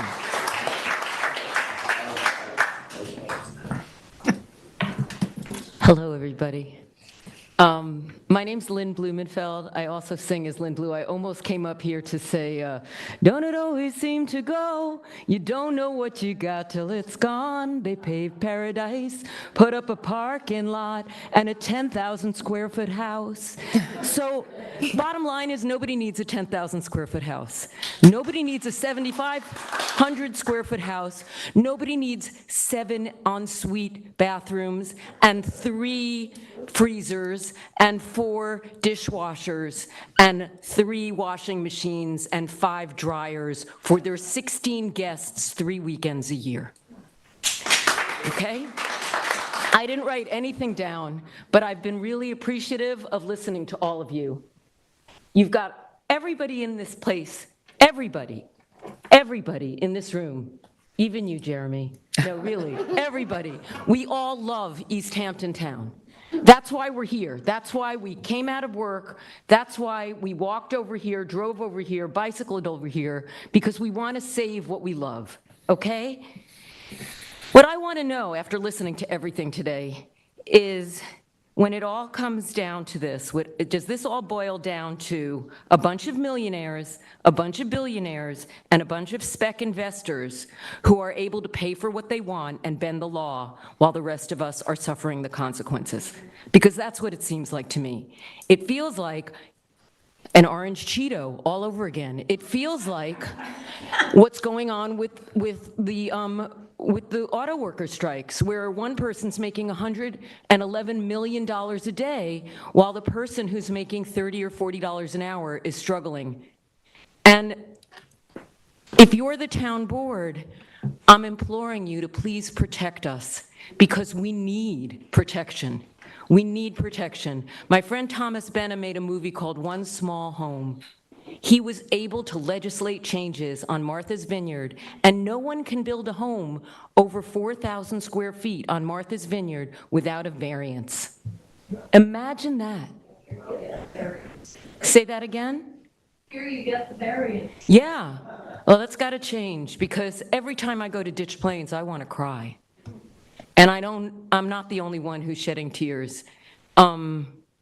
So I just am really appreciative of Jane and all the people on the committee who've been working tirelessly. I don't know all the facts. I just know what I see and feel. And climate change is here, and the destruction of the town is happening. So let's please arrest the negative changes and start implementing positive ones. Thank you, Lynn.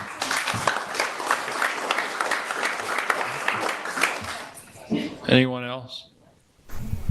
Hasn't spoken yet? Or someone else? Okay. We are now, we'll be now 30 speakers in, and I just want to make a comment briefly. I am so incredibly proud of our community to serve you all, along with my fellow board members. You are engaged in protecting your town. You are coming and speaking directly to your elected representatives to let us know what you want, and this is the way democracy is supposed to work. I want to commend you on the civility. There are varying viewpoints here, but everybody's been very respectful of each other's views, and I think that's really amazing, and you should all be really commended for that. So thank you. And Carolyn, please come up and read for someone else who wanted to speak but was unable to be here. And also please note that we have one more caller that just joined the line. Okay, thank you, Jason. A little after the fact, but I promised I'd read this letter if I was given permission. It comes from Susan Macy in Wainscott. To the supervisor and members of the East Hampton Town Board, I am writing this to appeal to you to quickly adopt the purposes of zoning code. The proposed purposes reflect the adoption of the comprehensive plan passed in 2005 to the Hamlet studies in 2020. Unfortunately, we have let the overbuilding and its consequences get out of control, and it needs to be reined in immediately. Areas that concern me, Susan, are water quality and abundance, protecting our shorelines, affordability of all life here for residents and businesses, historical and cultural character, open vistas and scenic views, dark skies, woodlands and energy use, and infrastructure that cannot handle the traffic and grows each year, and the list goes on. I've been a full-time resident of the East Hampton side of Town Line Road since 1996. I called our road the time forgot. Because to the north of Wainscott Main Street, there were vistas of open fields and farmland. To the south were potato fields, modest homes with split rail fences and roses, and the summer camps of local farmers and fishermen, views and a lifestyle that I cherish.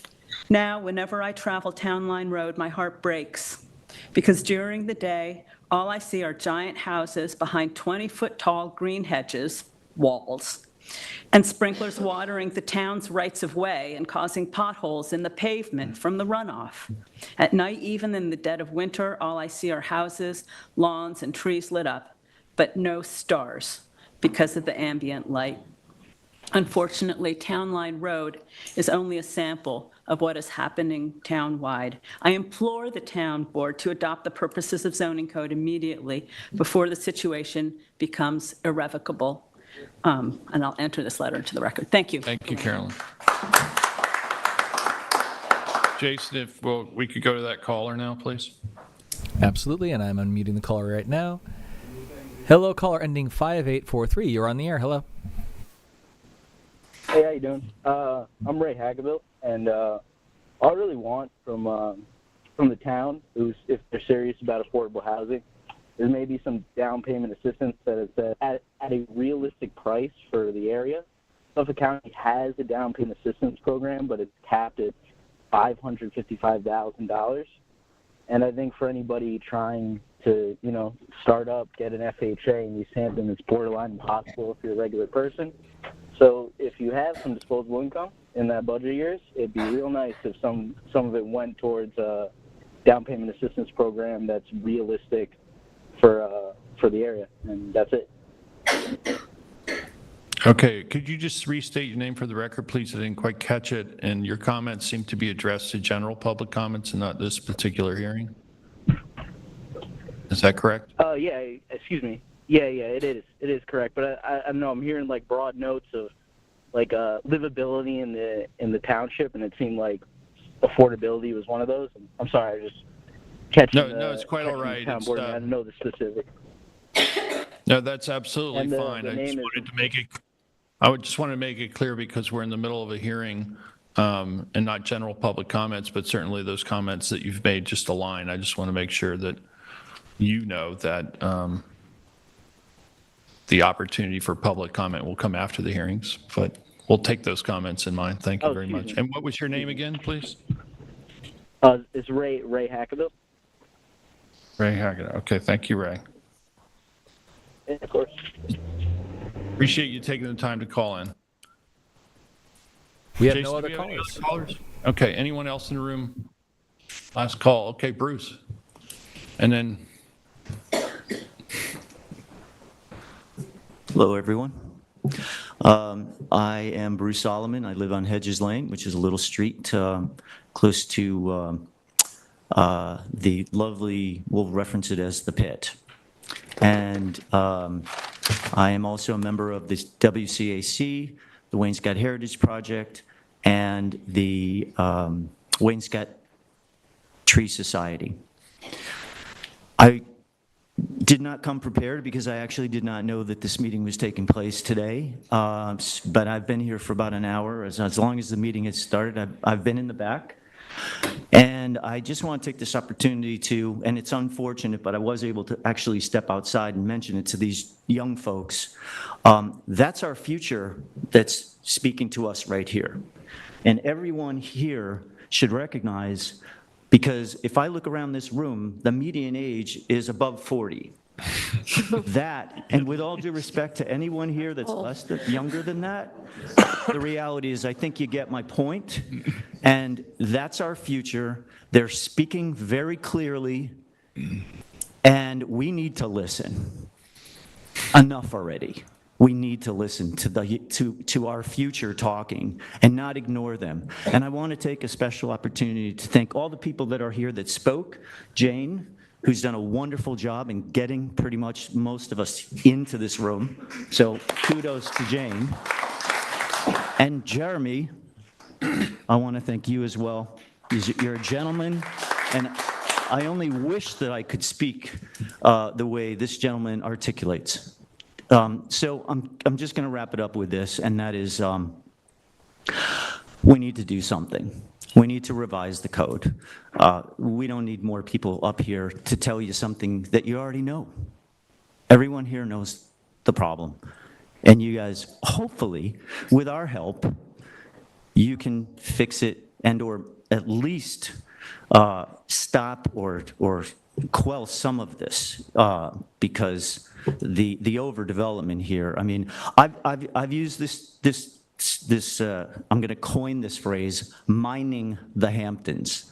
The developers are mining the Hamptons. There's all sorts of minerals and all sorts of land and all sorts of wonderful opportunities for developers in this area to really exploit what we have actually come here to enjoy. And it's just taking away from the quality of life that we're all here for. So that's it. I don't have anything else. Thank you very much.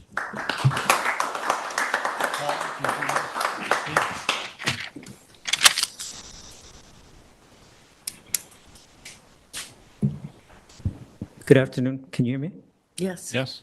Good afternoon, Town Board, Supervisor, and Town Board members, and everybody else here. I didn't prepare anything on purpose because I wanted to hear everything everybody had to say, and I like the fact that there are both sides. There are very, very different point of views expressed today. So I just made some notes on what I think is important, and I'd like to start off, I forgot to say my name, Paul Munoz from Springs. I am the chair of the Energy and Sustainability Committee, but I'm here speaking as Paul, not as the chair.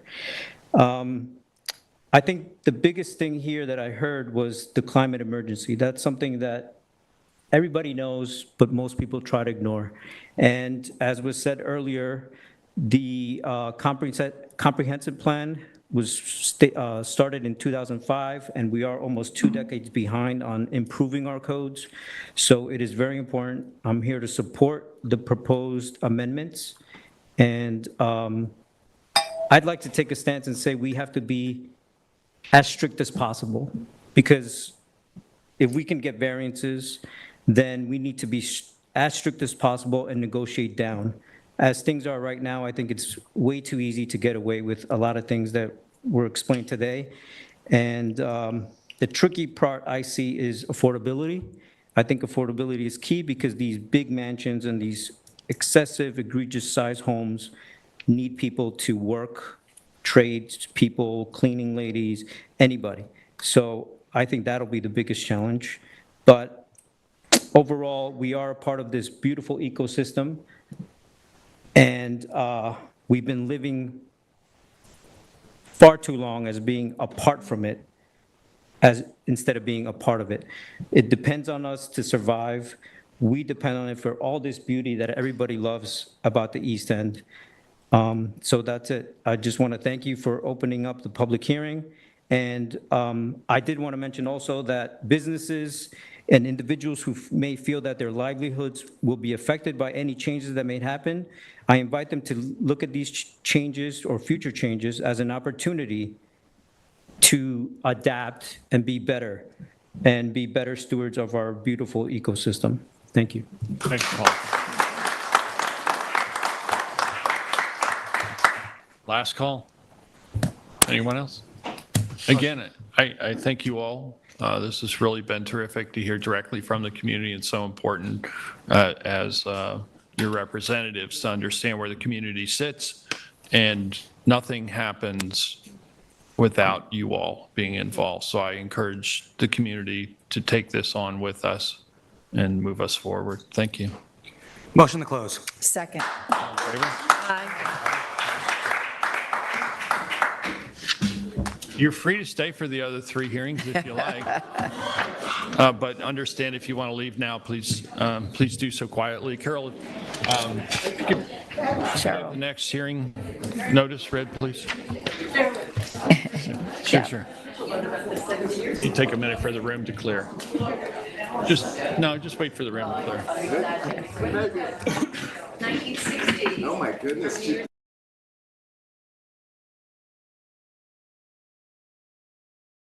We'll take a 2-minute recess as the room clears. Okay.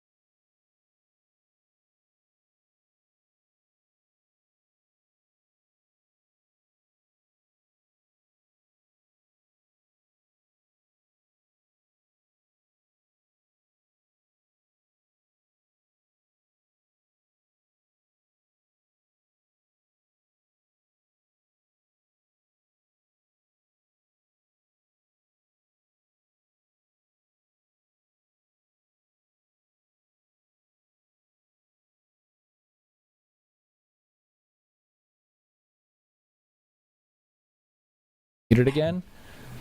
Okay, and we are good to go. We're now continuing with the October 5th regular work meeting of the East Hampton Town Board. If we could have the next public hearing notice read, please.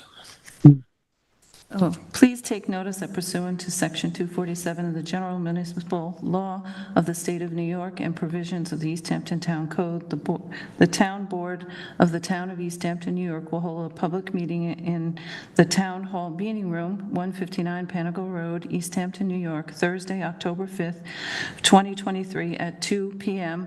or as soon thereafter as this matter may be heard concerning the following grant of scenic and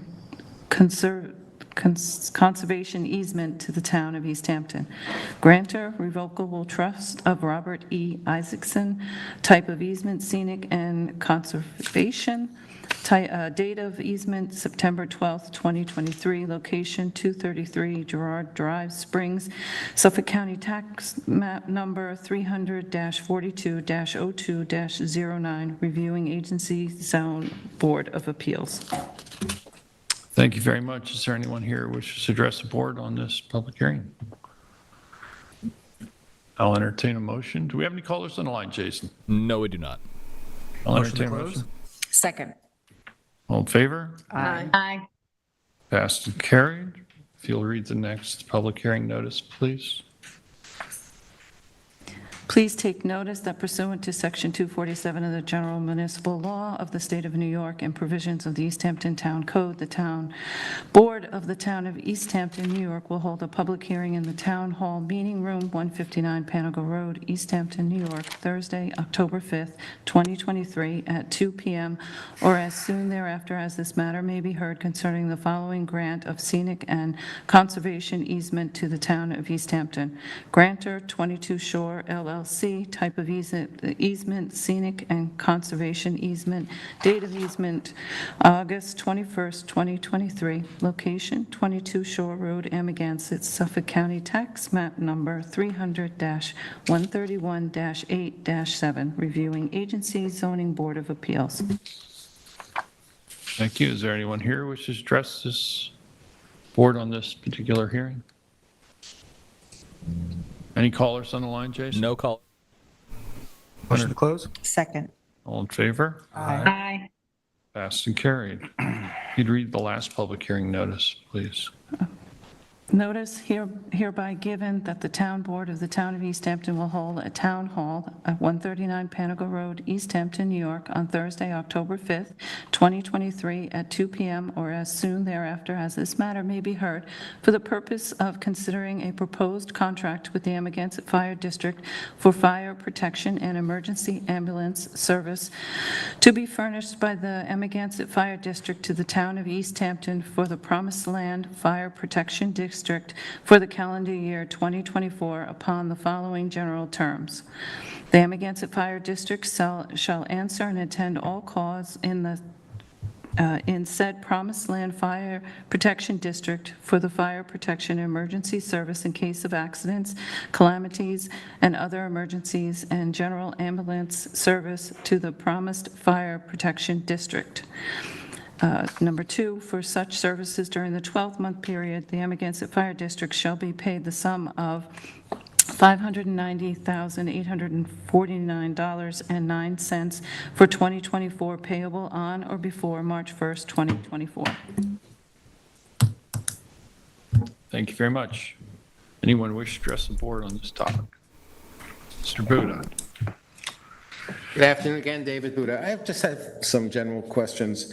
I noticed that the change from year to year is minimal in this case, so I really have no concern about the dollar amount, but I've really never understood, and maybe someone can explain, who calculates and how is the cost of fire protection to the fire protection districts determined?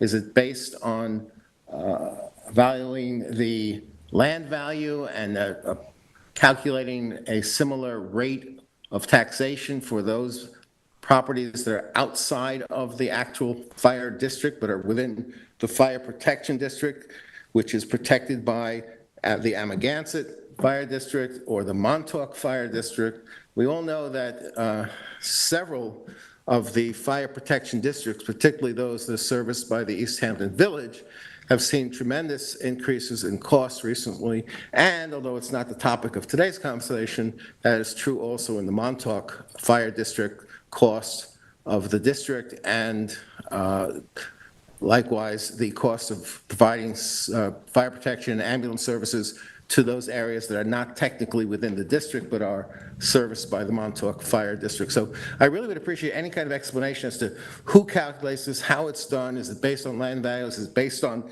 the fact that providing fire services and ambulance services to those areas that are farther away from the firehouses is more expensive? I'd appreciate any kind of education that you could provide the public on how this is determined, particularly because fire protection districts is something that most people don't understand that it even exists. And one last thing before you respond to my question, if you can, isn't it time to consider eliminating the Promised Land Fire Protection District and those areas of Montauk that are within a fire protection district but not within the Montauk Fire District? Isn't it time that those two fire protection districts should be merged with their fire districts that do provide the services? I know we can't do that with respect to the East Hampton Fire Protection Districts because the entity that provides the services is the village, and we can't combine that. But isn't it time to consider saving a lot of paperwork and expense by eliminating these two fire districts and merging them into eliminating the two fire protection districts and merging them into the adjacent fire districts? So with regard to the first part of your question, which was how is that calculated? The fire districts themselves look at their annual budgets, and you mentioned increases. For instance, East Hampton Fire Department has purchased new vehicles, which are extremely expensive. Those were costed, so that expense is spread among the various folks within the district and in those outlying districts. The calculation, as I understand it, is based on the property valuations within those outlying districts, and that's how it's apportioned, assessed valuations. And my second question, is it time and is it possible to consider eliminating the two fire protection districts that could naturally be merged with the two fire districts? That's not been brought up. To my knowledge, I understand, David, but just if I could just finish. To my understanding, that's not really been brought up, and I'm not even exactly sure what the process is for combining them. I don't know whether it would require votes of the folks within those protection districts and the district providing or not. I don't even know what the legal process for that would be. My request is that someone look into it and see if it would provide some economy. Again, none of the people who are in those outlying districts have made any push to have it done. So I think somebody who doesn't even live in that district proposing it is maybe a little far afield. I'll bet you most of the people in the fire protection districts don't even recognize the difference between them being in a fire protection district versus being within the confines of the jurisdiction of the adjacent fire districts that provide the services. They may or may not. I can't speak to that. Thank you, David. Okay. Do we have any callers on the line? We have no callers.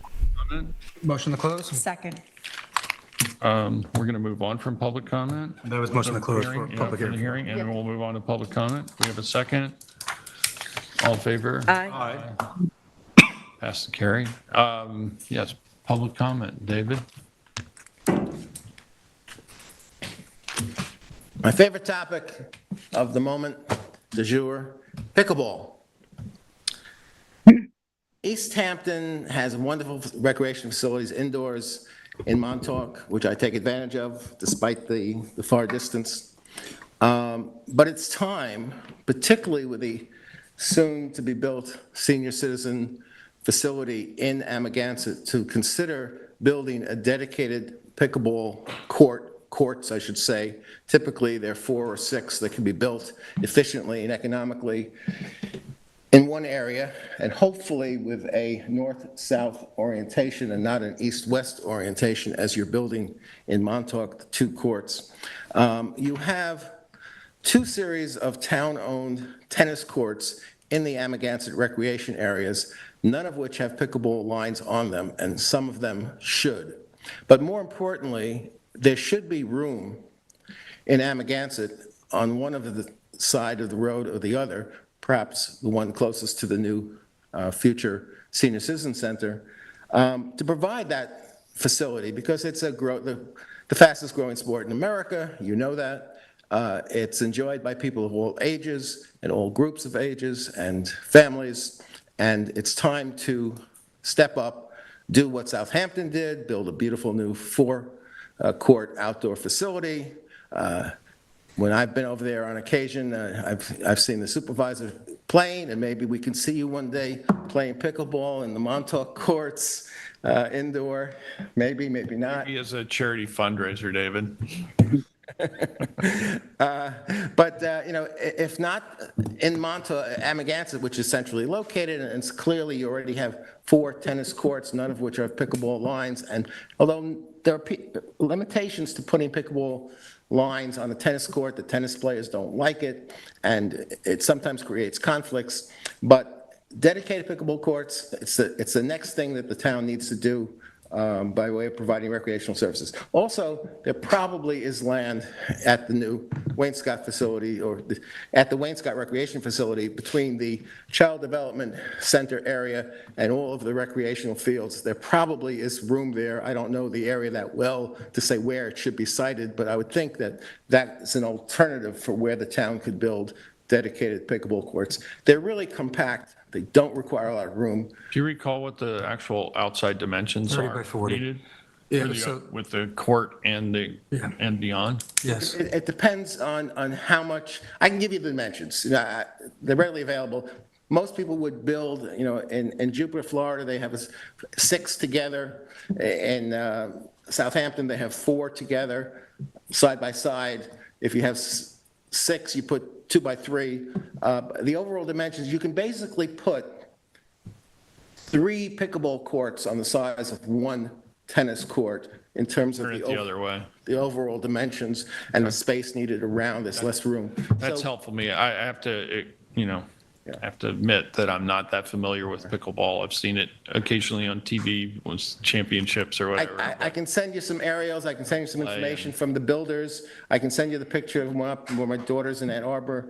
They have a new series of, I think it's 4 or 6 courts there. So David, John Rooney is actively looking for opportunity sites for pickleball throughout the entire township.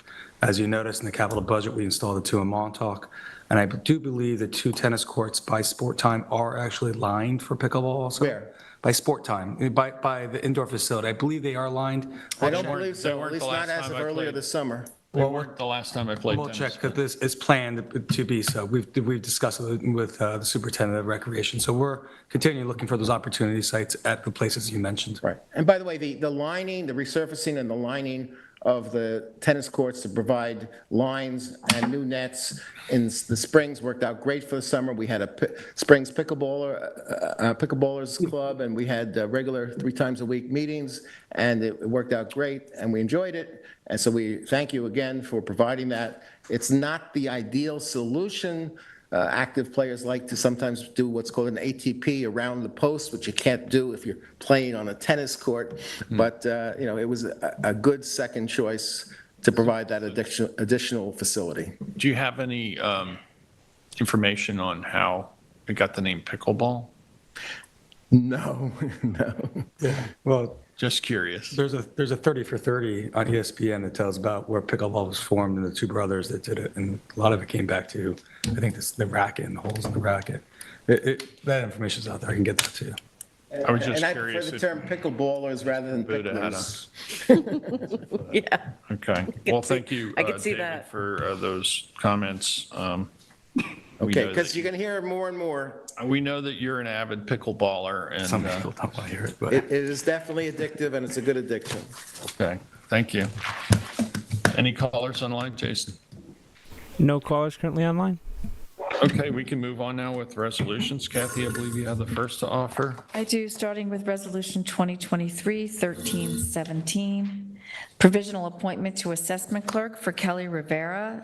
The annual salary will be $42,115.16 for a 35-hour work week effective October 27th. And be it further resolved that Kelly Rivera will be placed on an unpaid leave of absence beginning on October 27th through October 29th with a start date of October 30th. Second. All in favor? Aye. That's carried. 1318 is appointment to cook in human services to Rudolph DeSanti. The annual salary is $55,512.91 for a 40-hour work week effective retroactive to September 25th. Second. All in favor? Aye. That's carried. 1319 is a Wellness 60-plus program, Yoga for Everybody. This is provided by Lois Nesbitt, and it's going to take place on Friday afternoons at 1 p.m. Lois's fee is $125. Classes begin Friday, October 13th, and the total cost is not to exceed $875. And I just want to remind residents 60-plus that all of our Wellness 60-plus classes are free of charge. Second. All in favor? Aye. That's carried. 1320 is to accept bid EH 23-039. It's food service and miscellaneous food items for September 2023, and it goes to Sam Tell & Son, Inc. Second. All in favor? Aye. That's carried. Resolution 1321 is approval of various special events for October and November. We have the East Hampton Historical Farm Museum celebrating Bonnick. That's Sunday, October 15th from 3 to 5. And the Historical Farm Museum also has an event, Peter Ziegler and Bob Beck metal detecting. That's Saturday, October 28th from 11 a.m. to 2 p.m. The Montauk Skate Park Coalition has a skate contest at the park, and that is on Saturday, October 21st from 10 a.m. to 6 p.m. The East Hampton Trails Preservation Society will be having the Pominock Path 25th Anniversary Trail Hike. The first one is at Northwest Woods, and that's October 14th, 9:30 to 3. The second is Northwest Woods to Stony Hill. That's Saturday, October 21st. The third is Stony Hill to Knapp Peak Beach, Saturday, October 28th. The fourth is Montauk Hither Woods, Saturday, November 4th. The fifth is Hither Woods to Third House Museum, that's November 11th. And the last one is the Indian Field and Montauk Point, and that's Saturday, November 18th. Second. All in favor? Aye. That's carried. I'd like to offer Resolution 2023-1322. This is the termination of seasonal park and recreational employees for 2023, names, dates of termination, and then also positions. Second. All in favor? Aye. Aye, pass and carried. 1323 is terminate part-time buildings and grounds employees for 2023. Second. All in favor? Aye. Pass and carried. 1324 is to terminate seasonal park department employees for 2023. Second. All in favor? Aye. Pass and carried. Resolution 1325 is a notice of public hearing for the Community Development Block Grant Funds. The hearing is to be held on October 12th, 2023. Sometime in the year of 2023, the town of East Hampton expects to receive approximately $120,000 in federal community development block grants. These funds can be used and have previously been used for a variety of projects that benefit low and moderate income persons, aid in the prevention of elimination of slums or blight, and or meet a need having a particular urgency. And we will be holding that public hearing on November the 2nd, 2023 at 2 p.m. Second. All in favor? Aye. Aye. Pass and carried. Resolution 1326 is to amend Chapter 102 Building Construction, Article 1 Building Construction regarding the New York Stretch Energy Code 2020 supplement to the Energy Conservation Construction Code of New York State 2020. This was part of our work session on Tuesday. And, sorry, we will be holding that public hearing on October 19th, 2023 at 11 a.m. Second. All in favor? Aye. That's carried. Resolution 1327 is a reclassification and promotion to Administrative Assistant Nora Jacobs. And the Suffolk County Department of Civil Services has reviewed the duties and responsibilities of a principal office assistant in the planning department. And as a result of the review, it has been determined the duties of the position are to be reclassified to the title administrative assistant. And Nora Jacobs, the employee in the current title and position, is immediately reachable on Suffolk County Civil Service list of eligibles for the title of administrative assistants.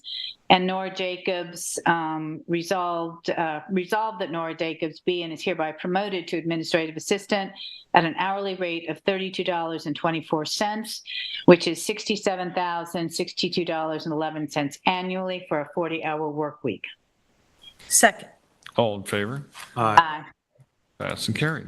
I have Resolution 1328, which is to accept a proposal for the Montauk Playhouse HVAC Improvements Phase 2, NMP Engineering, Architecture, and Land Survey, PLLC. And this is whereas the town of East Hampton desires to replace aging HVAC systems for certain town buildings to aid in the transition from fossil fuels to renewable energy, and for compliance with the town's climate emergency declaration, whereas the town board adopted Resolution 2021-893 to obtain professional services for town projects, and resolved that the town board accepts the proposal of NNP Engineering, Architecture, and Land Surveying, PLLC, for professional services described in the proposal dated September 15th at a cost not to exceed $29,500. Second. All in favor? Aye.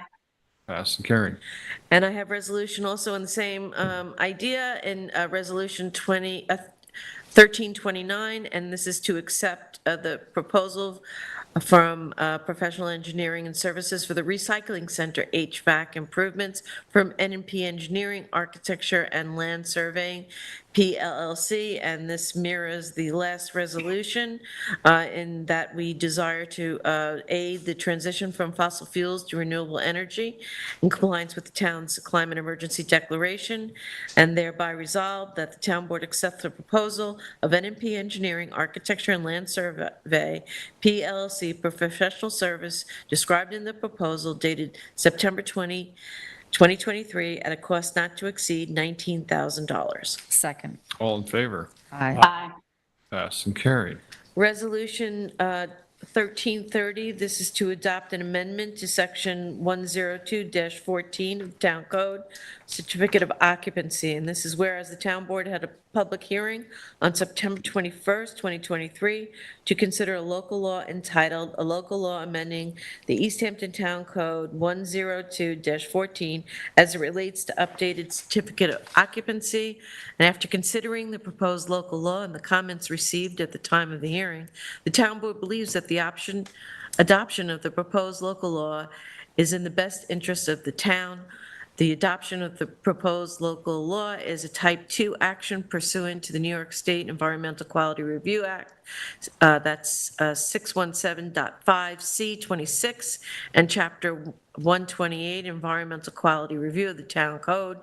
Therefore, now be it resolved that the proposed local law is adopted. And I'm just going to read the one section that it affects. That's Section 1. A, no building or structure hereafter erected shall be used or occupied in whole or in part until a certificate of occupancy shall have been issued by the town building inspector upon any change in ownership of a property. An updated certificate of occupancy shall be obtained except where an updated certificate of occupancy has been obtained no more than 6 months prior to the date of transfer, or where the transfer is made solely for estate planning purposes, where the ownership of the property is transferred to a trust, LLC, or similar entity, and the beneficial ownership of the property remains unchanged. The local law shall take effect no earlier than January 1st, 2024. Second. All in favor? Aye. Quick discussion on that, implementation date. January 1st, 2024. Thank you very much. Do we have a second? All in favor? Aye. Passed and carried. Resolution 1331 is list appointment to Office Assistant Sue Chen, and that is resolved Sue Chen be appointed to the above position of Office Assistant in the Building Department at an hourly rate of $21.25, annual salary of $33,159.05 for a 30-hour work week, and that will be effective October 23rd, 2023. Second. All in favor? Aye. Passed and carried. 1332 is to appoint and promote Nicholas Lloyd, Sergeant, East Hampton Town Police Department. And that is at an annual salary of $147,130.25, effective October 8th. And congratulations, Nicholas. Second. All in favor? Aye. Aye, passed and carried. 1333 is to appoint and promote Gregory Martin to Lieutenant, East Hampton Town Police Department, and resolve the annual salary shall be $170,221.92, and that's effective October 8th. Second. All in favor? Aye. Aye, pass and carry. Congratulations, Gregory. 1334 is to pay attorney registrations fees, Town Attorney John Jelnicki for 2023, and that is in the amount of $375. Second. Annual registration fee. We have second. All in favor? Aye. Aye, passed and carried. 1335 is a resolution to, for Detectives Orlando and Sokolowski to go to training, and this is authorized to send them to read Technique of Investigation, Interviewing, and Positive Persuasion of Child Abuse Investigation Training Conference, and that would be at the Hampton Bays Ambulance Barn on October 31st, 2023 through November 2nd, 2023. And that is not to exceed $960. Second. All in favor? Aye. Aye, passed and carried. 1336 is to approve the license agreement with LRS Radio LLC at 365 Montauk Highway in Montauk. This license agreement is to permit LRS Radio LLC to go on the tower at the Montauk Recycling Center in Montauk and require them to pay rent at a rate of $4,000 per month, subject to a 2% increase for the term of 10 years and one additional 5-year renewal term. Second. All in favor? Aye. Aye, passed and carried. Resolution 1337 is to approve software subscription, Veripic, East Hampton Town Police Department, and that's to commence on 12/1/2023 through 11/30/2024. And the cost, annual cost is $8,334.24. Second. All in favor? Aye. Passed, carried. 1338 is a budget modification for the Camp Hero Sewer District, and that is to increase the interfund revenue in the amount of $25,000 and to increase the subcontractor costs in the same amount. Second. All in favor? Aye. Passed and carried. 1339 is budget modification for various departments for listed in the attached spreadsheet for total amount of $79,449. Second. All in favor? Aye. Aye, passed and carried. 1340 is to authorize the extension of the license for East Hampton School District to utilize the joint fuel facility, and that would be through December 31, 2023, at the, upon the terms and conditions set forth. Second. All in favor? Aye. Aye, passed and carried. 1341 is a paid grant maternity leave for Jamison McWilliams, and that is effective retroactive to October 2nd. Second. All in favor? Aye. Aye, passed and carried. 1342 is to authorize a refund of health insurance premium payment to the estate of Roger Gauger, Stephen Gauger, and that is in the amount of $1,346.47. Second. All in favor? Aye. Passed and carried. We do have a few additional resolutions. Kathy, I believe you have the first.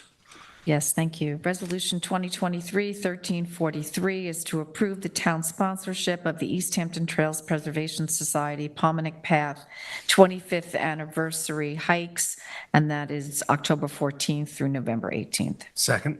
All in favor? Aye. Passed and carried. 1344 is authorized to release of claims for Suffolk County Tax Map Property 300-157-3-10.2, where the New York State DOT has developed plans to improve the highway. Notice State Route 114 in the vicinity of Stephen Hand's Path. They are requiring release of claims for about 1,181 square feet of that property to move ahead. Second. All in favor? Aye. Passed and carried. Resolution 1345 is to accept the grant of a scenic easement from the Revocable Trust of Robert E. Isaacson. A public hearing was held by the Town Board of the Town of East Hampton on October the 5th on the proposed grant of a scenic and conservation easement. And the grantor is the Revocable Trust of Robert E. Isaacson. The type of easement is scenic and conservation. Date of the easement is September 12, 2023. The location is 233 Girard Drive in Springs, and the reviewing agency is the Zoning Board of Appeals. Second. All in favor? Aye. Passed and carried. And I have Resolution 1346, and this is to retain Michael Devonshire as a historic consultant for the Architectural Review Board. And this is where the ARB requires historic consultancy services to assist in the evaluation of the proposed restoration renovation work at the historic Andrew Cottage in Montauk, New York. And this is therefore resolved that the Architectural Review Board of the Town of East Hampton retains Michael Devonshire to provide historic preservation consultation services for the proposed renovation restoration work for the historic Andrews Cottage as set forth in his proposal dated September 1st, 2022, at a cost not to exceed $2,835. I believe that there's a typo. So the third whereas clause says that it was dated September 1st, 2023. Yes. And the first resolved says 2022. The second one, I It think, should be 2023, or the last I one. would imagine. Yep. So that's the fourth So- paragraph. The result should say September 2020. Second is amended. All in favor? Aye. Aye. Carried. 1347 is to adopt the Montauk Fire District Agreement for 2024 through 2026. And that is for Montauk Fire District shall be paid the following sums for each of the following calendar years: $498,000 for January 1, 2024 through December 31st of that year, $547,800 for January 1st, 2025 through the 31st of that year, and $602,500 for January 1st, 2026 through December 31st of that year, for a total cost of $1.6483 million. Second. All in favor? Aye. Aye, passed and carried. I believe that concludes resolutions. I'd like to make a motion to go into executive session to discuss personnel. Second. All in favor? Aye. Passed and carried. Thanks very much, everyone. Stay safe, be well. Thank you, LTV. And thank you, Jason, for fixing the PA system. And for getting me on Zoom. Thank you, Jason. Thank you, Jason. Be well.